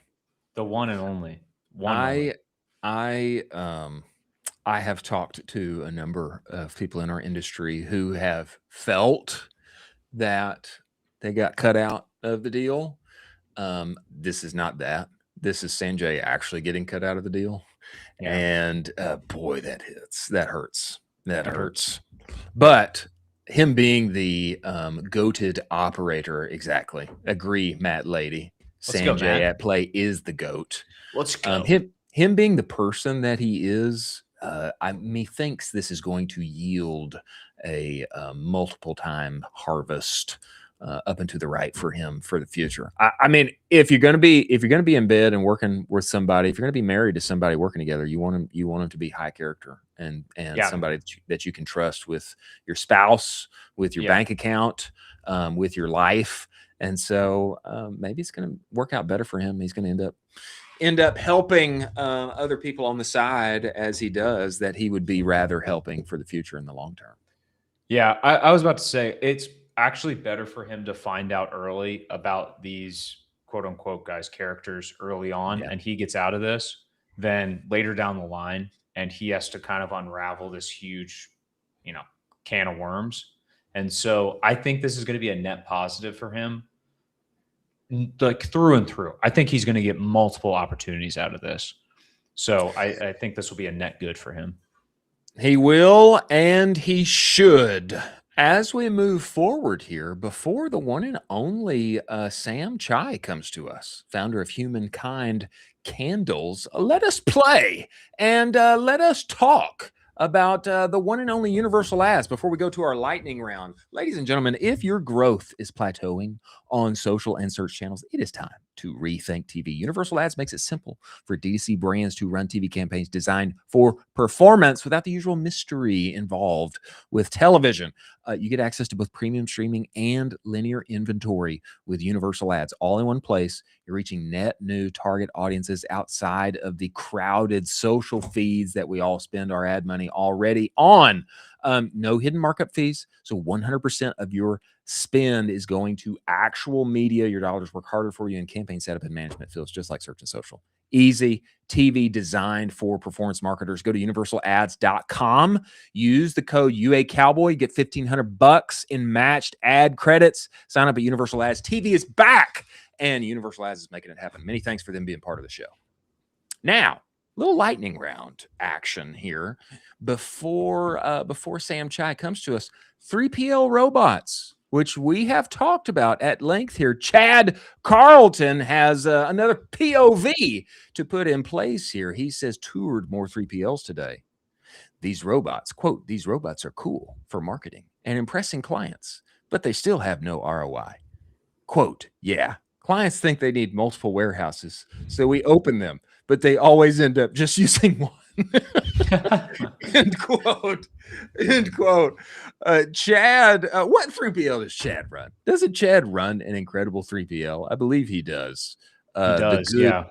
Yeah, the good company. Anyway, building in the Midwest. I think this is hilarious because definitely I would say those robots got to be good for the sales process. I mean, Excellent. The live stream from Figure was so entertaining. I do think there is some question mark. Like, is there real ROI on? Do you think this is real? Do you think this is a real post? Do you think he was just joshing us all? I think this is totally real, and I think they're not quite there yet. They're not quite there yet, but they're really cool. They're really cool. It's a fun conversation starter. It's cool to have. I don't know how expensive it would be to have a couple of those bad boys in your 3PL, but it is a nice little selling point where it's like, hey, we're kind of focusing on the next generation of 3PL shipping with these types of robots, and we're figuring out systems around that. And so it's an interesting thing to play out, but I don't think they're quite there yet as far as ROI. Maybe the day will come. Maybe the day will come soon. A little more technological advancement soon. And Bob and Rose of Figure, the Helix robots from Brett Adcock's Figure. I still want to see the live stream of them, shipping out orders for JCPenney. I still want to see that. Second here in our lightning round, Rafael Vivas of AppLovin has this to say. I still can't believe that less than 0.01% of advertisers in the world use Axon Ads Manager. I too cannot believe it, Rafael. Jack, I don't know if you can click on these graphics. I want to show these graphs because they're juicy. Advertisers spend more on AppLovin. I'm looking at the first graph here. Advertisers spend more on AppLovin than Snapchat, Pinterest, and Reddit combined. Isn't that crazy? That's a crazy number to talk about. Crazy number. It's also crazy that 0.01% of advertisers in the world still are the only ones that are using AppLovin. That's pretty substantial for their market opportunity and just being bullish on them as well. Only 0.01% of advertisers are using Axon. Despite that, more spent on AppLovin than Snapchat, Pinterest, and Reddit combined. That's bananas. That's crazy. That's kind of crazy. And next graph here, brands are scaling on AppLovin because it drives profitable growth. Annual platform advertising revenue 2025 just under 6 B's, just under 6 billion.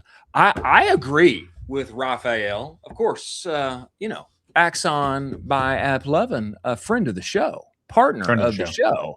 And I would say I'm surprised. I'm surprised because of my own experience. And I always say this, and I freely offer it. I offered this game before Axon by AppLovin was partner of the show.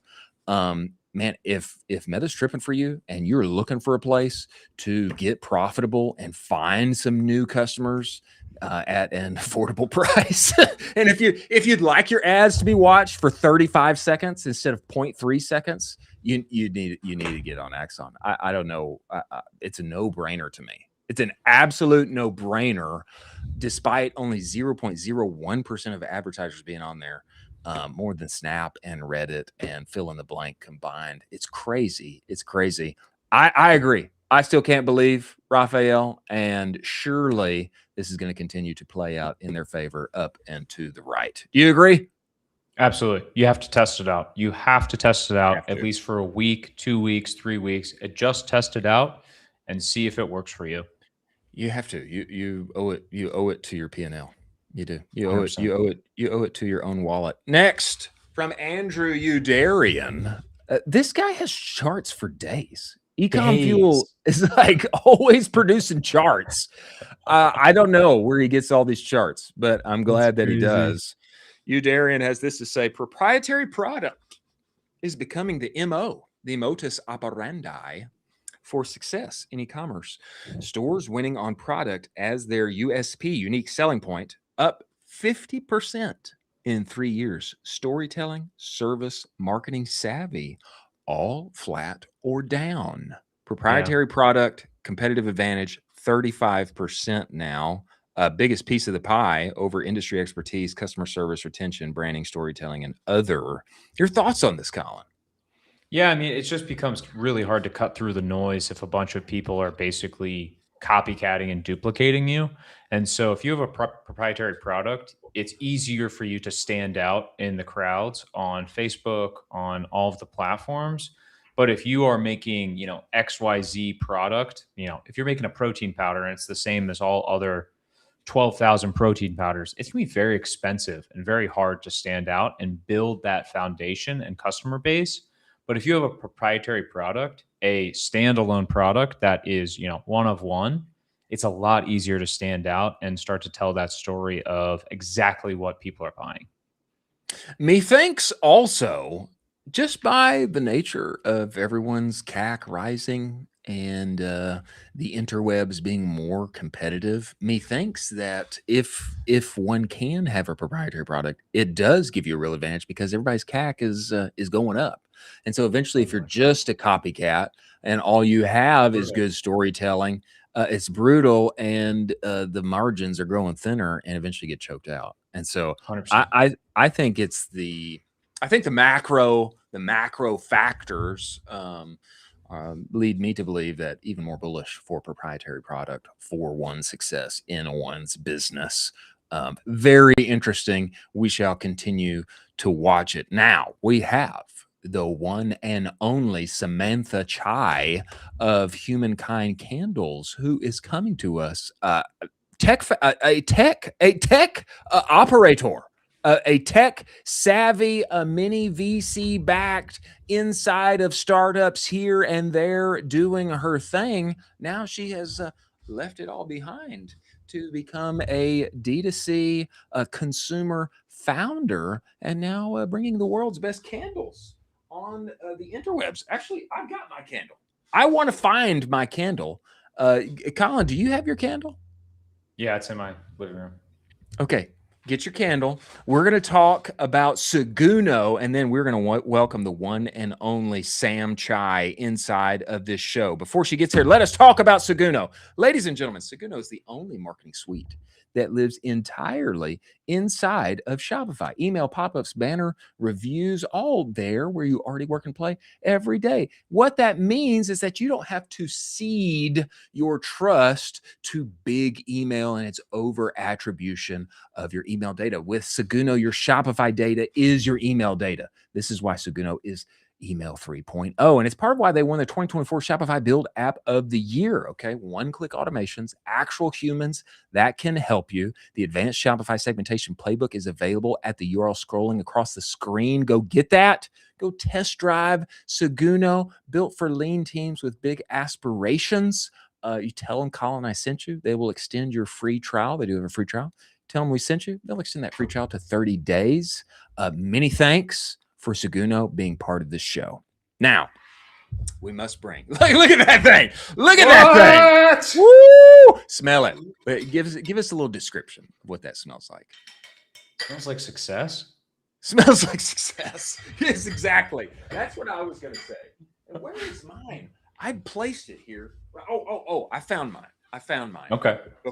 I want to get these candles on the table and smell them before she comes in here, because sometimes people think, oh, you got the founder there and you're giving us a not a true take. This thing smells incredible, and what she has done is very unique. Number one, look at this thing. Look at this packaging. Unreal. Gorgeous packaging. Unreal. Very minimalist, high end. Okay. And I got like this cap here. Look, okay, I got this fancy glass. Oh, it smells heavenly. It smells heavenly. I don't know what I do with the fancy glass. I think probably this helps me like put it out, you know? Yeah, so you flip it and then that's your stand. So you flip That's it, my stand. and then you put it in there. I set it inside. Bingo. And I got 2 wicks here. Okay, we got a big boy. We got big boy wicks. And two flavors. 2 flavors or scents, I think is probably what you flavors. Would call I them. eat it. You burn one, and I'm gonna get one smell, and then you keep going down. You get a totally new scent. Okay, this is unique. And everybody needs to know, like, these are like hand poured. Okay, and the 2 scents means like it takes like twice as long to make this thing. Awesome. So a lot of heart, a lot of care, a lot of thought put in this thing. Smells incredible. And Humankind Candles, produced, built, created by the one and only Sam Chai. And we need to bring her inside of the show. Toronto-based dual-scented candle brands, hand-poured solo from a Midtown studio, I believe. A multi-year career across 7 VC-backed startups. She's been in tech forever, and now she is she's coming on, just moving over slightly to tech adjacent consumer world. We must welcome inside the show the one and only Sam Chai, founder of Humankind Candles. Get in here. Hello, how's it going? There we go, Sam. Let's go. That hat. I had to match you guys, right? I like you even more now, Sam. The hat, Thanks. it just, thank you for the wonderful intro. That was so nice. You guys did your research. Hey, this thing smells incredible.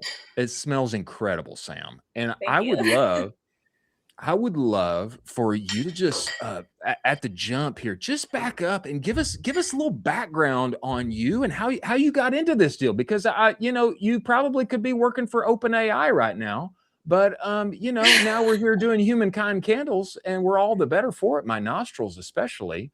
Can you give us some background, Sam, on taking this plunge here? Absolutely. So before I did candles, I was working in tech as a chief of staff recruiter at, YC-backed, SV Angel-backed startups, scaling companies, hiring a bunch of people, getting our first hundreds of thousands of dollars, all the things an early employee would do. But at my job, like, I was working 24 hours, which I'm sure you guys also work 24 hours. And I would light a candle at the end of each day. And then I was like, wait a minute, why am I spending all this money on candles? And I could probably just make money by making some. And I go through like a candle a week. And then I started making them for myself. And then it sort of snowballed. Like, all my friends wanted them. My family wanted them. And it became a company. So I was a hardcore candle user for 2 years. Until I was like, why don't I just do something that I like? And now I'm still stressed 24/7, but it's a good stress. It's stress that you chose, right? It's stress that you said, I want to take this adventure, which means the world in entrepreneurship. When it's stress that you chose, you want, you own, I think it makes a big difference. Well, I mean, kudos to you, because and the product, the product is fascinating to me. Yeah. I'm sure like the double scent thing, that's got to like really lengthen the amount of time that it takes to make these things, right? I mean, it doubles the production time. I don't know why I do it either, but I don't know why I do it. Where did that idea come from? Yeah, where did that come from? It actually just came to me in a dream.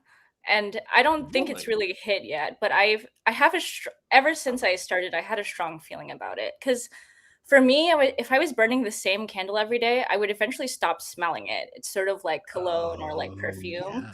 And then you can't tell if your house smells good. Like, what if it smells like poo when people come over and you can't smell your candle anymore? So I wanted to make a transition to make sure that I could always make sure my house and my home smelled great. I find that really interesting. Keep going, Colin. Let's go. Also, the Yeah, chat I said Sam's candles are the best, by the way. Someone in the chat. Agree. Let's go. They are the agree best. too. Let's go. Yeah, Could you and could you so talk to us a little actually, bit about the packaging too? yeah, so the packaging was actually done by one of my customers. So one of my customers is so obsessed with my candles, and he used to be a designer for Bulgari and Pucci. So he did it for me for $500 and 4 custom candles, and we got featured on the die line. So it's a big. I got so lucky. Did you really? You got featured on a die line? Yeah, for very very low cost, and I was so lucky that I had that customer that loved my products. Let's go, Sanjay in the chat as well. Hey, let's go. Ramadan John of candles. It came to her in a dream. Yeah. I find this Sam, when I like look at this thing and I think about like who it's for, I love your story for like how you came to this. It's like you're working all the time. It's like ritual for you, and you're like lighting it at the end of the day, and you're wanting that like second scent, because I find this like if you smell something for too long, eventually you don't smell it. Yeah, then what's the point? Why do you pay $100 for a candle if you can't smell it? Yeah, exactly. And these flavors, I would call them, but these scents, pistachio cream and Japanese milk bread. Those are great. I mean, very, very unique. Tell me this, when you think about like who your ICP is, your ideal customer, like who are you thinking of? I'll just say my mother, who is probably listening to this right now. My mother, like I have bought her candles like this, not as good as this because they didn't have the dual scent, the dual flavor. But I think like somebody who like wants their home to smell nice, have a pleasant experience when they and others come in. But who's your ideal customer for this thing? Yeah, so when I first started, actually, a lot of my customers were New York, LA tech bros that were trying to buy for their Were they really? or potential girlfriends. Trying to impress them with their niche candle knowledge, trying to show off, One of my customers, one time he's like, "Oh, Sam, if I buy your candles, I'm afraid I'm going to look ran through." I said, "I think you should buy them." So it awesome. started like that, but then afterwards I started, obviously women love self-care and wellness, so a big part of my ICP now, as it's changed, is mostly just women trying to take care of themselves, trying to find a moment to themselves after, usually corporate workers as well, so very similar to me. I'm so glad that my company grew up looking just like me, trying to solve the same problem that I was going through. So yeah, that is so interesting. That's so how are you kind of like approaching the rest of the year as far as, partnering with influencers? Because I think this is so beautiful. I think this is such a perfect gifting idea, where I would say this is just an amazing Valentine's Day, Mother's Day. This is a smash it product. But how are you going to be approaching kind of influencers and partnerships within that space for the rest of the year? Yeah, so I actually don't do any influencer marketing right now because I just don't know how. And the other thing is that I think it's going to be a lot of people to manage, and I don't really feel like managing people right now. But for me, what I really want to focus on, like at Humankind, it's about human interaction. So I want to focus on my relationship with my customers, making sure that I'm listening to their requests, their sense, what they want out of the candles, and also celebrating their achievements as well. So one of my customers just won a Blitzer prize. So I sent her some PR. I was like, this is going to be better than any other influencer. So super happy for her. And that's it. I don't know. I just love, another one of my customers just got married. So I think I'm going to send him a candle too. That is awesome. Well, Sam, I love this focus. We recently had Chris Reuter, CEO of Spikeball, and this was his same. Of course, he didn't take the plunge like you have early on. He actually was working on Spikeball just nights and weekends, and for like 6 years. And what he did that eventually became like his flywheel for growing the business was literally just emailing his customers and like writing them back and like showing that he cared and saying like, hey, how did you find us? Like, what are you into? Like, where are you playing spike ball? What are you doing? So I love this focus of yours on your customers. I also think, much like you were like going through a candle a week. I feel like this thing would be a bang up subscription product. I mean, am I crazy for thinking that? I think this would be a great subscription product. Yes, so I do have a candle club. I just call it Sam's Candle Club. People get a candle every single quarter, and they get to be in a group chat where they can talk to me whenever they want. So one of my goals for every day, like I have a list of things I need to do, is talk to my customers every single day. If I have talked to a customer that day, I would have won that day. So I try to keep up with them, So I think, definitely though, I got to put some more gas on the fire, like for the subscriptions. I have to share that with more people. I love that. I love that. How do I get into Sam's Candle Club? What do I do? Got it. Yeah, it was on this other app, but I'm gonna migrate it to Shopify soon. Thank you for asking. Let's go. Yeah, I gotta get that set up. Okay, that's awesome. Where did this emphasis on kind of customer care come in? Because from just talking to you, it seems like you are extremely intentional about customer care, customer relationships. You have, some guys where it's just like, I want to make number go up and to the right as fast as possible. But it seems like you're actually nurturing a community. Where did this come from? Where did this kind of fire come from to talk with your customers? Yeah. Well, to be honest, in tech, it's all about B2B SaaS sales. So I was doing sales like crazy and I was making the number go up, but I actually didn't feel that I had I did because they obviously bought from me, but I didn't feel like I had a strong relationship with the people that I was selling with. And that doesn't feel very good. Like imagine you spend a lot of money on something and you don't really get to know the person selling you that product. Like if you think about all of the amazing products in your life that you use almost every day, like if you can think of one that you, number one, really love, and number two, really love the customer service, love your interactions with the person selling you that candle or that product, there's probably only a few.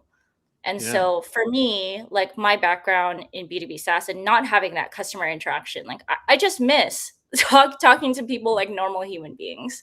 I miss celebrating people's achievements like normal, like a Pulitzer Prize or a wedding or, So for me, that lack of customer interaction early on in my career led me to having a hyper focus on making sure that my customers have the best customer experience they're ever going to have at any other. Let's go, Sam. Let's go. Let's go, Sam. Oh, Sam. Boy, that's exciting.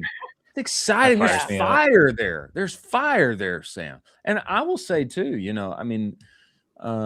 this kind of thought about doing things that don't scale early on. 100%. And being there for your customers. So, and there was another operator that your story here and your fire for customer interaction reminds me of.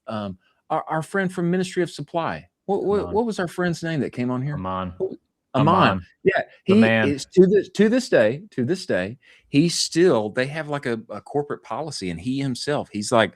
They want to set aside like 20 minutes every day where he does exactly what you're doing still like a decade later. And he's emailing his customers. He's texting his customers. He's calling them, how are you doing? How, are you enjoying your shirt and your apparel? I think this kind of heart and system that you've put in place to speak with your customers regularly is only going to pay off for you in the years hereafter. Yeah, last month, I sent them voice notes because I was like, what would people like not expect from a brand but would listen to? Like if you get a mystery voice note, like I feel like you're probably going to listen to it. Yeah. So I would voice listen to notes that. were really fun. And so also, do I want to churn? Do I want to cancel my candle subscription from the nice woman who's been sending me voice notes No, I don't want to churn. I gotta stay subscribed. I mean, this is a good point. How many people are sending you pleasant voice notes in your life? I mean, other than for me, basically Maybe your only mom. Raba. Yeah, maybe mom and Raba are the only two people that are sending. I can't even get Colin to send me a voice note. No, I'm kidding. I'm kidding. Yeah. This is a great point, though, Sam. I like that. Actually sending your customers voice notes. Very unique. Also, the WhatsApp group is, I believe you said it was a WhatsApp group, right? That you all get together. And I mean, nobody is really Instagram. thinking about Yeah. Instagram. That's so awesome. I mean, nobody's really thinking about that. Do you have any other kind of crazy ideas that you want to execute on as far as like taking this customer service to the next level? I mean, you don't have to share any trade secrets if you're not comfortable, but is there anything you kind of want to unveil soon? I don't think there's a trade secret. I think you just Yeah. have to treat people like humans. Yeah. You have to treat them like not a transaction. Mhm. You treat them Humankind. with respect, treat them with care, like that. But you have to embody that. Yeah. And so Oh, I one like thing that that. I'm really proud of is that like I've done 6 figures of sales, but I've never had a return my entire life. Stop it. Whoa. You've never had a return, Sam? No, 0 returns. Whoa. That's crazy. I mean, that's Wow. Yeah. unbelievable. Are you going to be pushing into retail shortly? Oh, man. This I need sounds- more D2C leverage to go into retail, but eventually, Yeah. yeah, I would hope so. Okay. Yeah. I mean, this Sam. would destroy in retail. This would crush. This would Yeah. crush in retail. I mean, the look, my- and I don't know if you have to change the packaging at all for retail, but man, the look and everything, it looks so refined and like off the so shelf, crazy, right? I mean, Like look off the at that. shelf, just the lighting hits it, and then you just get Yeah. the reflective vibe. I mean, it's crush. got such a good look. Wow. Thanks. Yeah, my hesitancy is also like I don't want to go into retail too fast because I want to preserve the relationship I have with my customers. Totally. There's a level Totally. of obscurity and lack of access to people that I'm not quite ready for. I can't quite let go, setting my customers' voice notes yet. So it's not ready for me, but eventually. Wow. I Let's go. am hearing right now, producer Jack says that people are loving you and these candles on the chat. Look at all these coming up here. If you tried the candles, they smell so good you can eat it. I mean, look at Let's all of go. these. Don't eat it, Let's obviously. Yeah, everybody needs to go. Everybody needs to Let's go and go. buy these. Don't eat them, but you need to buy them. Don't sue me either for eating. Chris is gonna eat his. I would say, Sam. I mean, okay, not too. I mean, this is totally not too much, and it matches your initial customer. I mean, every person every son needs to think about like, what am I going to get my mom?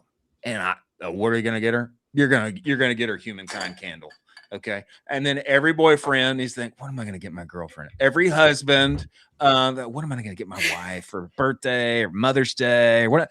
Humankind candle. Even better, Sam's Candle Club, and get the year long. Bite it off. And what that's going to mean is that your spouse, your mom, your wife, the girlfriend, all of them, they're just going to love you 12 times more. Because this thing's going to come every month. Is it every month, Sam? Is it every week? Is it every 2 weeks? Every What quarter. is it? Quarter, Oh, yeah. yeah. I don't want to like people have been telling me to do every month, but like I'm not a supplement brand. You know what I mean? Like I don't want to rip people off. Sam, Well, this is here's the thing. This is I'll not push ripping back. people off. Not ripping people off. I'm going to push back on that, Sam. There's multiple rooms in people's houses that need True. candles. People have big True. houses. So, That's true. If I have a 4-bedroom house, I need at least 4 candles. And we're not even talking about my bathrooms. Like, now I need 6 candles. So I push that down. I push it down every month. And I will say, maybe I want my significant other to be reminded that I love them 12 times, at least 12 times At a year. least. Exactly. I hear you. I'm gonna add that today. All right, let's go, Sam. Let's go. Sam, hey, I'm so glad that we have met you. Sam, where are you? Where are you located? Toronto. You're in Let's Toronto. go. I may or may not know We of can't- two. I can't say. We can't say right now. I can't say anything. But I'll say this. I'm a big fan of Toronto, Canada. How about that? I can say that. Go Toronto. I'm a fan of Toronto, Canada, and I hope, Sam, that you will come back. We want to talk candles more. We want this subscription to go up and to the right forever. And I'm so pumped for you. And keep us updated. We want to have you back, Sam. And maybe someday we'll even see you in Toronto, Canada. Who knows, Colin Doherty? Yeah, you guys are free to crash on my couch. That's the hidden. Right, okay. I had a customer crash on my couch before. A stranger. Stop it. So. You had a customer crash on your couch? Yeah, it was great. You guys can crash on my couch too. Now you got the candles, so you're allowed. Okay, you have to tell us the story. Before you leave, you have to tell us the story of how a customer came to crash on your couch. This is like hospitality 4.0 here. Yeah, I mean, she, of course, is one of my longest Candle Club subscribers. And we had been back and forth on the chat. And she's like, oh, I'm coming to Toronto at this date for a wedding. I'm going to be there for like a weekend. Do you want to grab coffee or something? And in Toronto, the hotel prices are like so high. I know she can afford a hotel because, you know, she's buying my candles like all the time. But I was like, why don't you just crash on my couch? And then she did. So it was pretty simple and easy to build that relationship, like in the group chat and then long term. But it was like, oh my God, there's a stranger on my couch that I sell candles to. And then I was like, wait a minute, she's pretty awesome. She brought me like the Trader Joe's bags. So it was great. But anyways, if you guys come to Toronto, couch privileges. Incredible. Incredible, Sam. We appreciate you making the time to join us. We are going to be we're going to be your customers, and we look forward to following along, Sam. Thanks for coming. We look forward to having you back. Absolutely. Wow.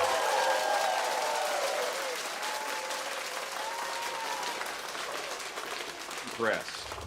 Beast founder. I am so impressed. The chat is blowing up, Jack says. The chat is blowing up. They should be. They should be. I mean, think about that.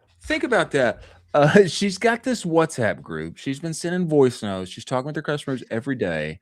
And then somebody's coming to town and one of them comes and stays on her couch for a wedding. And that is, that's hardcore, man. That's founder energy.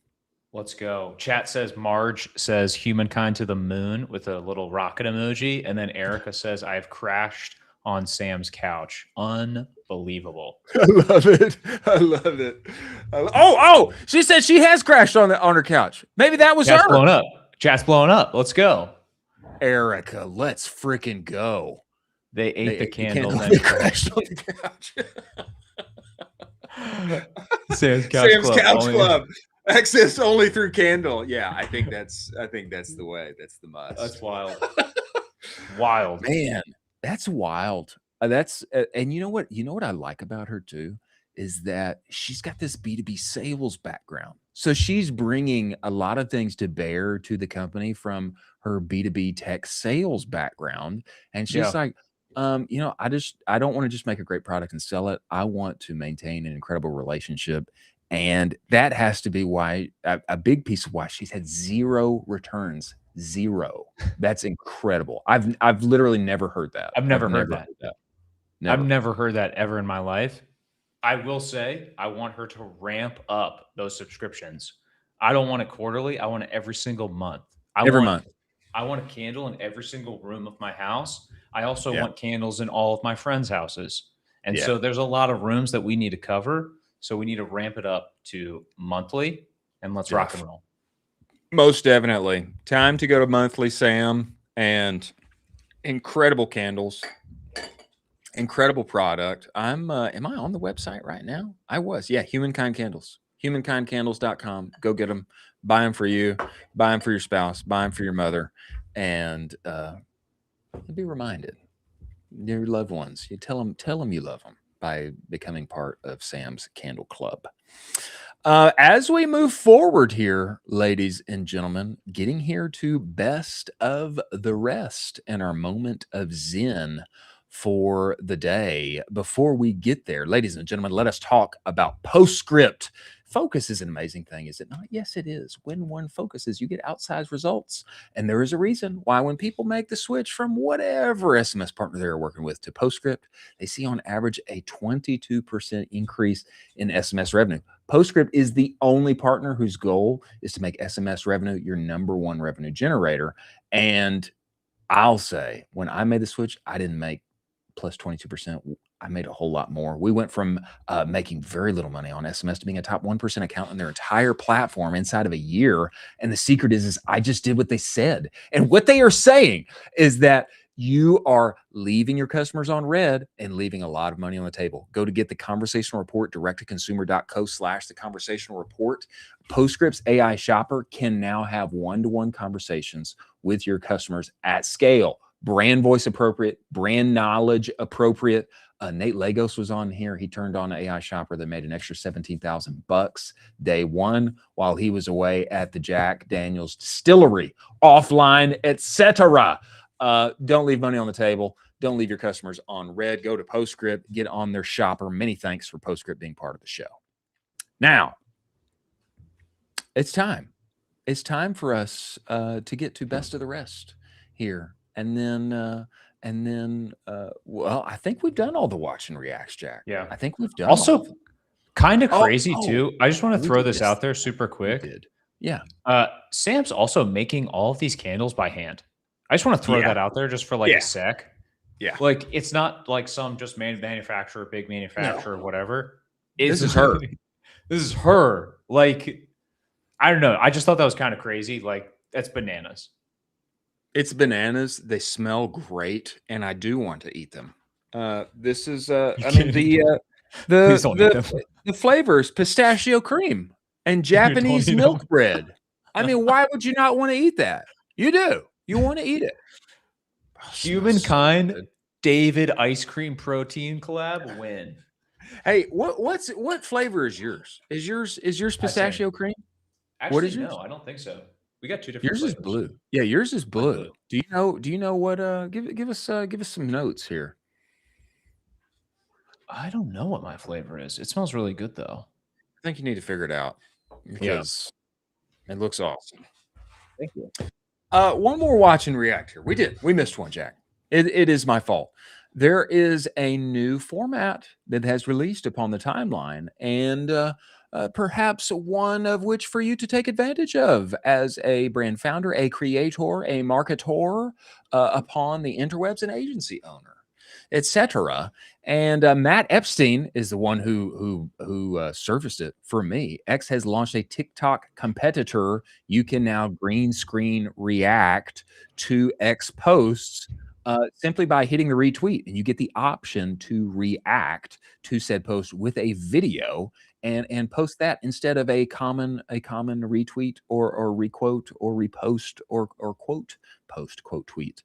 Let's watch this from Matt, founder operator of Shown Media. Let's watch this and get the deets on this. Give us some volume, Jack. Okay, so check this out. This is pretty crazy. Nikita Beer, the head of product at X, just made a massive announcement. You can now do this, what I'm doing right now, right here, which they call reactions, basically recording yourself on top of a post. Just got brought into X. If you don't understand why this is a big deal, let me explain to you exactly why. If this takes off, we are about to see massive amounts of UGC being created on this platform right now and tons of campaigns going out. I will be the first. I will be executing viral UGC campaigns for brands. And here's my other assumption and guess, guys. If you remember when X released articles, they pushed them like crazy.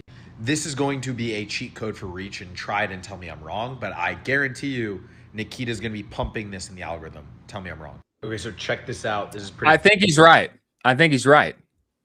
I will say one thing that I think we're missing here, Colin, is we need subtitles. We need captions on what people are saying.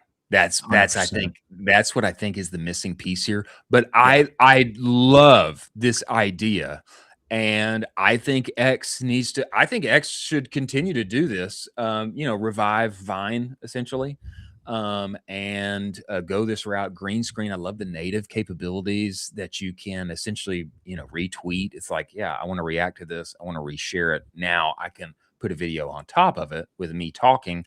I think the only thing we're missing here is captions. I love this development for X. I love this development for X. They need captions for sure. That is one piece of this. They just should add on top of that, just because, you know, you got to understand people, and that's super important. This is going to be very exciting for the platform, and the platform is going to be pushing, I think, video and weighting video very aggressively moving forward, not just React videos. I don't think they're just going to be exclusively pushing React videos aggressively forward. I think it is net videos moving forward on X, which is going to be pretty substantial. Yeah, it's exciting. And I like what Matt is saying here. You know, X is pushing into creators. I know when we think of creators, we think about TikTok, we think about Instagram, we think about influence, we think about other platforms, think about YouTube, etc. But X is going at this. They've totally redesigned their advertising tool, completely redesigned that. They are making a push into creators now. Hey, we're going to use X AI to help match brands with creators who, you know, play in the same spaces you would want to reach their audience. Now we've got this kind of UGC capability natively inside of the platform. I'm bullish on this. And like I've said, you do not bet against Elon. You do not bet against Elon. And you know, Nikita driving lots of innovation here. I want to see more of this. And I think this is probably just another capability for content creation that is to come.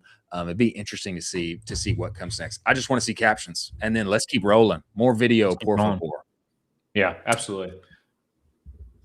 As we move forward to our best of the rest, ladies and gentlemen, let us talk about Axon by AppLovin. If you are running a D2C brand and you're not on Axon yet, you're leaving money on the table. Don't do that. Don't leave money on the table. Axon gets you in front of more than 1 billion new customers inside the games that everyone loves to play, like Mahjong, Candy Crush, Solitaire, etc. And more people play mobile games than you think. Okay, these are financially comfortable household decision makers. Okay, and the unlock is the format.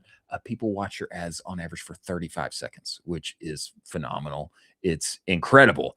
And the unlock's a format, and it converts. Okay, 80% of clicks of purchases happen within 1 hour of the click. I know I myself saw this, and when Meta was tripping, we moved spend over to Axon, and it crushed. It went up and to the right. We resurrected all of Q4. This was just last year. So I am a believer, because I have experienced it myself. You can get going in less than an hour. You can scale up to 100K per day and spend in less than a week. It's actually possible. Miranda Pettinger is the case. She did that. Wayfair, Dr. Squatch, your favorite brands are already on the platform. Get in now before your competitors do. Go to axon.ai/en/ecom. Cowboy, many thanks for Axon by AppLovin being part of the show. Best of the rest here. Odysseus AI by PewDiePie. Do you remember PewDiePie, the YouTuber? Yeah. Yeah, this is wild. Who doesn't? He used to be like the #1 YouTuber on the entire platform. He got the bag, he got the family, and then he peaced out. He peaced out, kind of like Tom from MySpace. I mean, he peaced out for a long time, just living the family life. Good on him. Kudos to him. PewDiePie has now released a local-based LLM agent to compete with ChatGPT and OpenClaw. Now, and the tweetor here, Grums, he says this was not on his bingo card. What is Odysseus? Local self-hosted AI workspace, runs on your own hardware or via APIs if you want. No cloud dependency, no accounts, no telemetry tracking, includes agents, self-evolving agents that can do real tasks like web browsing, file editing, document work, research reports, email triage, auto replies. And has a chat interface, memory, deep research tools, image generation, editing, MCP support, galleries, libraries, and more. It's basically his custom chat OS evolved into a full productivity suite. I find this fascinating. I guess I'd love to try it. My question is like, does this like somehow keep up with the big labs like Claude and Chat? I don't know. My thought has been like, nobody can stay at the forefront, so why introduce a kind of competitor? But PewDiePie obviously thinks it's worth it and has done it. I think this is a total mistake. I mean, I completely agree with what you just said. I do not want to compete against the big labs whatsoever. I don't think anybody should or wants to. There's about 5 people in the world that can. I would say PewDiePie is probably not one of those people. Just my gut reaction. He's probably not one of those people. And I think this is going to be a pretty big waste of time for him. I think he should just hang out in Japan like he is and just kind of vibe, my dude. Just kind of vibe. Maybe make some more YouTube videos. Maybe he's going to get bought like our friends from Moltbook got bought. Maybe he's going to, make a, couple $100 million off of it. I don't know. I just don't see that playing out like this. Maybe I'm totally wrong, but I just don't see. Could be interesting. It could be really interesting, but it's a pretty, I don't know. It's a pretty awkward one. We'll see. PewDiePie has, PewDiePie has, he's done well for himself. He's done well for himself. Do not discount the PewDiePie. Number 2 here, best of the rest, Kaya Rhodes, founder of Anatar, bringing textiles not just to America, but even to the moon. What is your exit strategy? Sir, there is no exit. I intend for the 11th generation of my line to inherit fiefdoms of factories and cities wrought from plastic waste, dressing a nation fiber free of forever chemicals grown here, sown here by their patrimony, Anatar. I thought this is such an epic post, and I'm totally here for it. She has a way of like making textiles like so incredibly awesome. I don't think I've known anyone. I don't know literally anyone else on the internet who can speak about textiles the way that she does. I thought this is an incredible post. Makes me want to say, yes, reindustrialize. Yeah, I would love for her to take over Lululemon's line and maybe Under Armour's line as well and revitalize that and bring it back into the United States. Kaya, if you can, bring it back. Let's run it back. Let's run up Under Armour. Everybody needs to go and work with Kaya, including Lululemon and Under Armour. Next, 100%. Next story on Best of the Rest. Cafe Cursor popping up over 50 cities over the summer. Crazy. Keep an eye out. Perhaps they saw what Corgi is doing. I think Corgi is opening up like actually permanent cafes, though. I think is what's happening. I could be wrong. Right. I think they're opening up permanent cafes. This seems like more of a temporary deal, but exciting nonetheless. I have to say, I have never used Cursor, but I would if they had a coffee shop and I could go there. I could enjoy the coffee and the vibes, and I would try out Cursor. I would say like, yeah, what is the thing? Can I look at it? Can I try it? I never have before, but I probably would if you give me a warm cup of coffee, like a warm hug. I think this is great marketing for them. Yeah, I think this is community 101. I mean, you want all these amazing people that love Cursor, that are huge diehard fans, to be chilling in this cafe so that you can go in there and basically make them your full diehard forever fans. Even if people are on the fence. I mean, we just had an incredible founder on the show who is calling her customers every single day. Imagine meeting your customers exactly where they are in person and talking to them over a cup of coffee. Here. Well, that's not a cup of coffee. That's a Celsius. It's a Kirk. It's a 70-cent Kirk. But in principle, here. But I think this is a great move for them, curating the community and making themselves kind of endowed into that community that is super hardcore and loves them greatly. Well, very interesting. We will see how it plays out for them. I hope they come to Austin, Texas, particularly. Oh, for sure. My neck of the woods in Austin, Texas. Last of Best of the Rest, a little Zendaya. Zendaya? Is it Zendaya or Zendaya? Zendaya? A little Zendaya update. Tom Holland created a new line of flavors under his non-alcoholic beer brand, Bero, inspired by Zendaya. Quote from Tom Holland, Zendaya, bless her, has never been a drinker, so she's never drank beer. She didn't love the beers we have on sale. The idea behind the Shandies, new line of product here from Bero, the idea behind the Shandies was to create something authentic at the company that Z could enjoy. And everyone's hearts melt at the sound of this quote. Have you ever had a Shandy? Have you ever had a Shandy, Colin? Oh, yeah. I've had my fair share of Shandies. I did not know that they existed. It's essentially a Shandy is essentially it's a beer with lemonade in it. Yeah, it's delicious. Yeah, it's delicious. It's delicious. It's amazing. I first became aware of their existence in Germany a few years ago. Yeah. They do exist. They are here in the United States, and good on him. Good on him for creating something that Z can enjoy from the fridge that is probably at his house and full of Bero. Good on him. You celebrate this? 100%. I'm calling my shot now. Tom Holland's going to sell this company for over $1 billion in maybe maybe a year or two. A year or two. I bet you. I'm calling my shot right now. Okay. Well, I think we'll track it. We'll track it and see what happens. I'm going to call buyer too. I bet you Anheuser-Busch buys this thing. Okay. All right. We will track it. Price. Yeah. We will track it. I am convinced now that the roadie exists, that the future of non-alcoholic beer is it tastes like a beer and I get 0 alcohol and I get 0 calories. So that's my bet. That's my bet.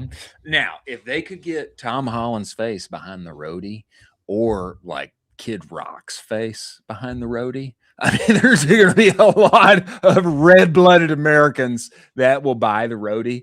I want to try the roadie. 0 alcohol, 0 calories. I think it only makes sense. And if it still tastes like beer, golly, that is a winner, my friend. Now, for our moment of zen, as we say goodbye for the day, this comes to us by way of Caleb Sloop. Co-founder of Seek Coffee. Scroll down for us, Jack, and show us this can, this beautiful can. Ooh. Iced espresso is on its way, and this can looks like something out of the Louvre. I just wanted to give everyone the opportunity to take this in while Colin Doherty gives us words of wisdom. Final words for you before we get out of this show. If you ever want to try the best coffee in the entire world, try Seek out. Chris and I have been gobbling it up, and it is absolutely delicious coffee. Delicious. Mold-free. Drink coffee, not mold. And we celebrate the soon arrival of iced espresso. Many thanks to Sanjay at Play. Sanjay Jenkins, the one and only growth gremlin upon the interwebs, but doing so in a compliant way.